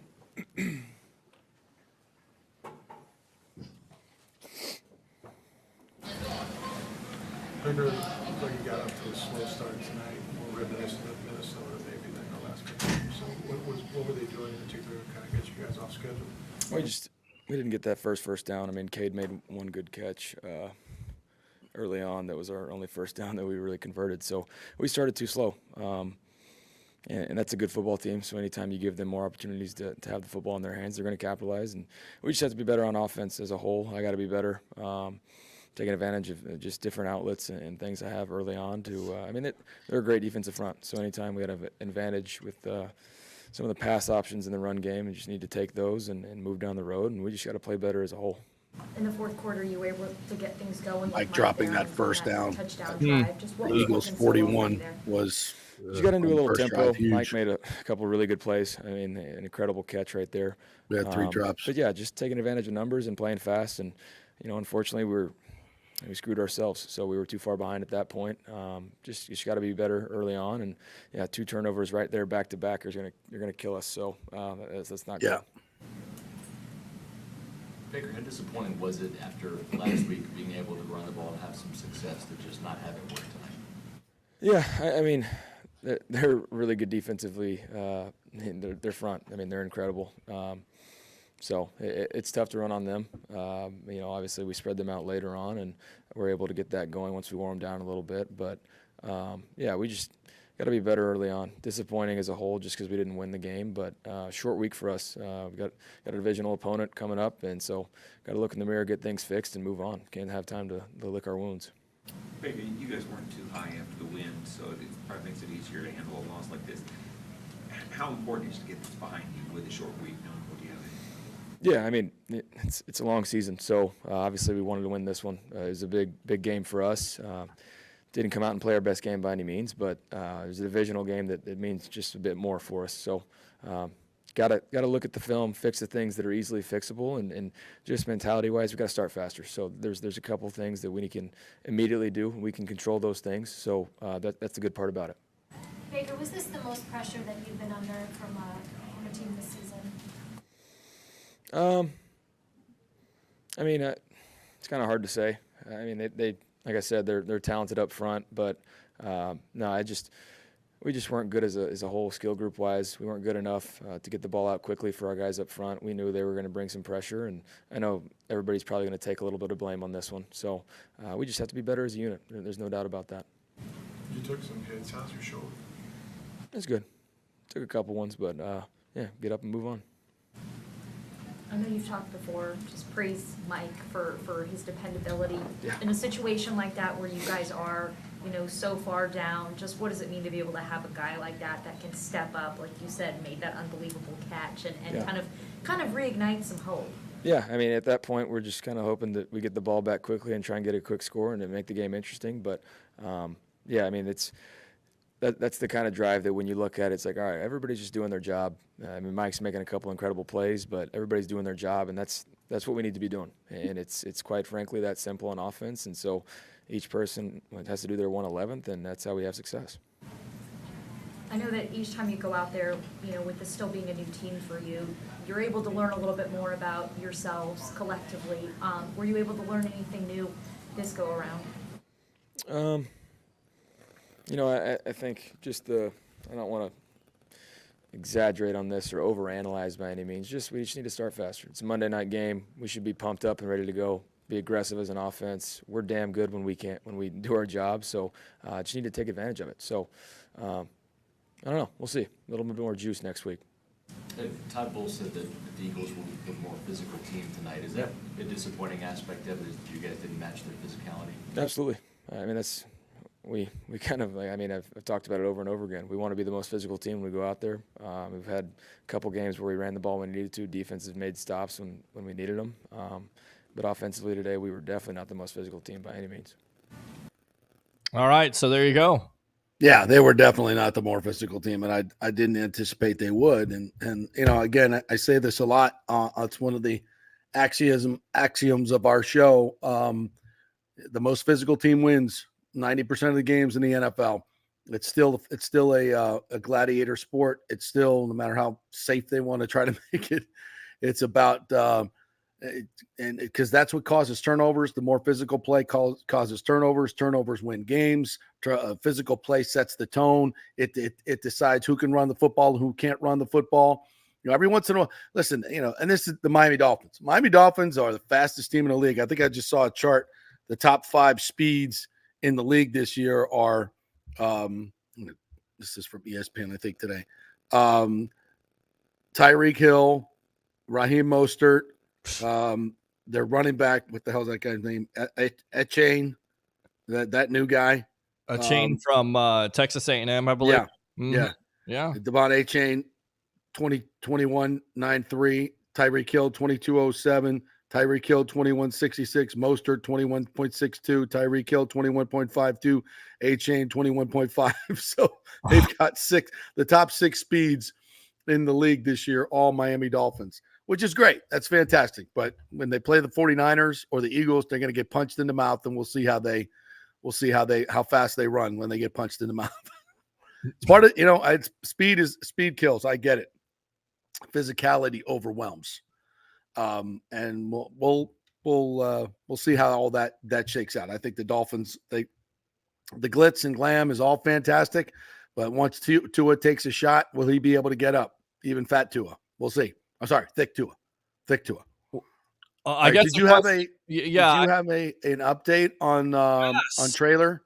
Yes, Trailer. Of course, Taylor Swift, Travis Kelce, as Fox was trying to promote this during the god-awful game between the Bears. Because you can't talk about the football game. You got to talk about trailer trash. Well, though, of course, they were leaving the stadium together. The real surprise, however, was awaited fans at the Prime Social Rooftop, a trendy restaurant in Kansas City. Patrons who were already dining there on Sunday night found themselves in the midst of an extraordinary encounter. An eyewitness tells ET, and by the way, before TMZ just saying it was on TV, Travis bought out the restaurant for his family and team, which, by the way, we talked about this yesterday, how he was, gloating about his last girlfriend he didn't spend any money on. Taylor arrived wearing a denim dress, was seen snacking, having some cocktails, dancing alongside Travis. The two were very affectionate with one another, but kept things fun and lighthearted. Travis's teammates also showed up at the after party, as well as his mom, dad, Donna, and Ed. The party lasted until 2 a.m. in the morning. You know what that means? I heard that it was Taylor Swift who rented out the restaurant. Not Travis Kelce. I think that's more of a possibility, especially with the history of what we cheap ass Travis Kelce, right? Wow, yeah. It was once again, his girlfriends are paying for his freight. Come on, dog. You make how many $20 million a year? Step up. That's not a flex, by the way, ladies and gentlemen. It's not. It's not a flex to say, hey, I'm a millionaire, but I'm going to be super cheap when I get into a relationship with someone. No, it's not a flex. It's embarrassing. No. Come on. More embarrassing. Come on, bro. Seriously, come on. I give it 3 months tops. 3 months. I'm very disappointed in Taylor Swift. You can do way better than this meathead. Way better. Way better. A cheap meathead at that. A cheap meathead, yeah. It's not going to work. It ain't going to get it done. And I think, honestly, my opinion, the one he had before was a lot better than just her. Maybe the success is there. What? Yeah, look at the one that he had before. Look at the woman he had before. Very attractive. I think. Better than Taylor? For me, yes. Oh, come on. I don't know about everybody else, but yeah. You're talking about just looks? I've looked. She's a billionaire, bro. Yeah, she is. She's got lots. Super smart.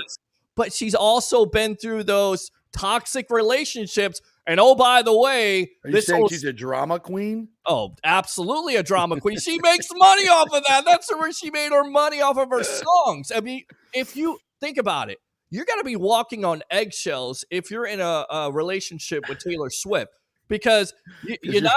Because your shit's going to be on Front Street. Yeah, exactly. Right. Yeah. In a song. And then you're never dating anybody again, and then you can't flex. No, wait a minute. Once you date Taylor, they're lining up. I don't think he's going to have any shortage of candidates ever. I think he'll be all right, despite how cheap he is and what a meathead he is. So yeah, I think he'll be fine. Yeah. He'll be fine. All right, we got to take our final break. When we come back, we're going to talk a little bit of Rays. Some other couple of notes out there that we got to get to. Quick break. Back in 3. Stay with us.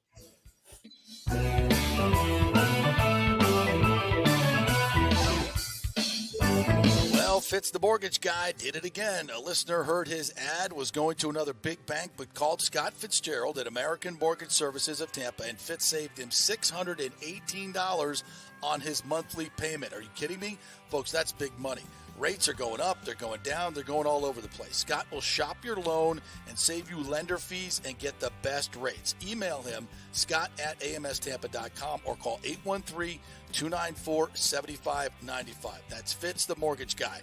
Lots of stuff going on right now, and these rates are going all over the place. You need somebody knowledgeable in the market that will work hard for you and get you the best deal. That's my man, Scott. He's done 3 loans for me, done thousands of loans for local folks here, works with a lot of the coaches and players in the area. He's the guy. 813-294-7595 or go to scott@amstampa.com. Have any old coins sitting around the house? Well, the Gold and Diamond Source will purchase a variety of different types of coins and bullion. Their gold buying program includes sterling silver, silver, platinum, and watches. They also accept unusual pieces that other jewelry stores do not, such as gold bars and sterling silver flatware. The list of items they do accept is far more extensive than those they don't, so check it out. While you're there, you can check out the largest collection of any family-owned jewelry store in the country, especially with summer coming to an end. The holidays are right around the corner. Never too early to start your holiday shopping, especially if you're planning on getting engaged or have any birthdays or anniversaries coming up. Come on in and find out what buying jewelry should be like with an expert staff of gold and diamond jewelry enthusiasts. And the best part, they treat you like family. And if you're worrying about price, don't. The Gold and Diamond Source has something for everyone's budget. They even have a layaway. If you stop in and get your favorite piece now, you can have it paid off by Christmas. Plus, you can even finance your purchase with 0% interest for up to 5 years, and you can get a $5,000 diamond for only $83 a month. It's the greatest folks in the world, Julie and Steve Weintraub, the Gold and Diamond Source, 3800 Olmerton Road, always online at thegoldendiamondsource.com. JP here for my good friends at Italiano Insurance, and they did it again. Once again, Italiano Insurance stepping up with the best customer service. I was in a bind. My old insurance company, my auto insurance, jacked up my rate, so I called Charity at Italiano Insurance, and she stayed till 9:30 at night until she got my insurance done. And guess what? She searched all these companies for me. I didn't do the work. She did.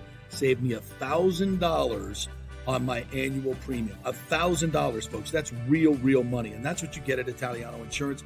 Great customer service. And here's another note for you, by the way, with hurricane season up.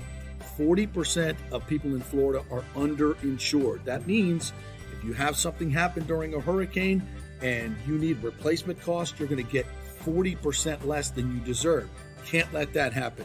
Call the folks at Italiano Insurance and get them to help you out in both those regards. They will save you money and keep you insured properly. That's 813-877-7799. Great folks in the community, been doing it for over 60 years. Italiano Insurance, 813-877-7799. Pure sports. JP is back on. Welcome back. FanStream Sports. Back to the JP Peterson show here as we wrap things up on a bitch and moan Tuesday after a tough Bucs 25-11 loss to the Eagles, who were dominant on both sides of the ball. I was just reading this story on Mike Williams' death. Have you seen this story in the Times? Yeah, I seen a little bit of it. The whole situation's crazy. Yeah, evidently, they're saying that somebody brought Percocet to the hospital room, and that may have contributed to his cardiac arrest and his death. And now there's a criminal investigation underway as to why he died. Also, I didn't know this. We learned he was hit on the head in a construction accident. He walked away from that and just said he felt like he had a headache and didn't think he was injured. And then a week or so later, he had really bad headaches and then lost feeling from the waist down. Like, I've never heard of a hit on the head taking a week for you to lose, to be paralyzed. That's a really weird situation. So evidently there's a criminal investigation going on and not only into the accident on the workplace. He was working as an electrician and got hit on the head at the workplace. And then that led to him going to the hospital. And now somebody may be bringing non-prescribed drugs to the hospital that could have contributed to his death. And evidently the family is pissed off. They're very pissed off. They think somebody may have poisoned him or killed him in that way. So, wow. It's crazy. Tragic story. Very tragic. Now, speaking of another crazy story here, Chandler Jones, the defensive end for the Raiders, according to ESPN, says he was also transferred to a behavioral health facility, hospitalized against his will. We've been talking about this, I think, the last month, where there's something mentally not right there. There's some mental problems going on with Jones and the Raiders, and just a big-time mess right now. Big time. Yeah. The Rays are on the road at Boston. They got a 2-game series with them. They'll wrap things up with Toronto They're not catching the Orioles. I just don't see that happening. They're 95-62. They're likely to play in the best of 3 wild card series, either going to be the Blue Jays, Astros, Mariners, or Rangers, depending on how this goes. They need to get healthy. And to sit Randy, sit Yandy, sit everybody. Doesn't matter where you finish. You're going into the wild card. It doesn't matter who you play, in my mind, quite frankly. Just you're playing at home, get healthy, and go out there, and hopefully you get some great pitching from your aces. Tyler Glasnow and Eflin and Savali have to come up big. And then, then if you play the Orioles, take your chances, right? Take your chances with that. But they got to get resty, and they got to get healthy. They got to get healthy. You already lost Brandon Lau for 4 to 6 weeks, which it's a loss. Say whatever you want to about his average, but the guy can hit the ball at the ballpark. He was red hot. He was carrying you, but of course, the postseason he's been MIA. Yeah. All right. I know that was a lot of Bucs. We'll get back to doing some more Rays tomorrow on our Wednesday show. We'll get into some more college football and all that stuff, but a tough one for the Bucs. Got to bounce back. Huge game this week at New Orleans and Jameis Winston. Oh, we'll have fun. Looking forward to that.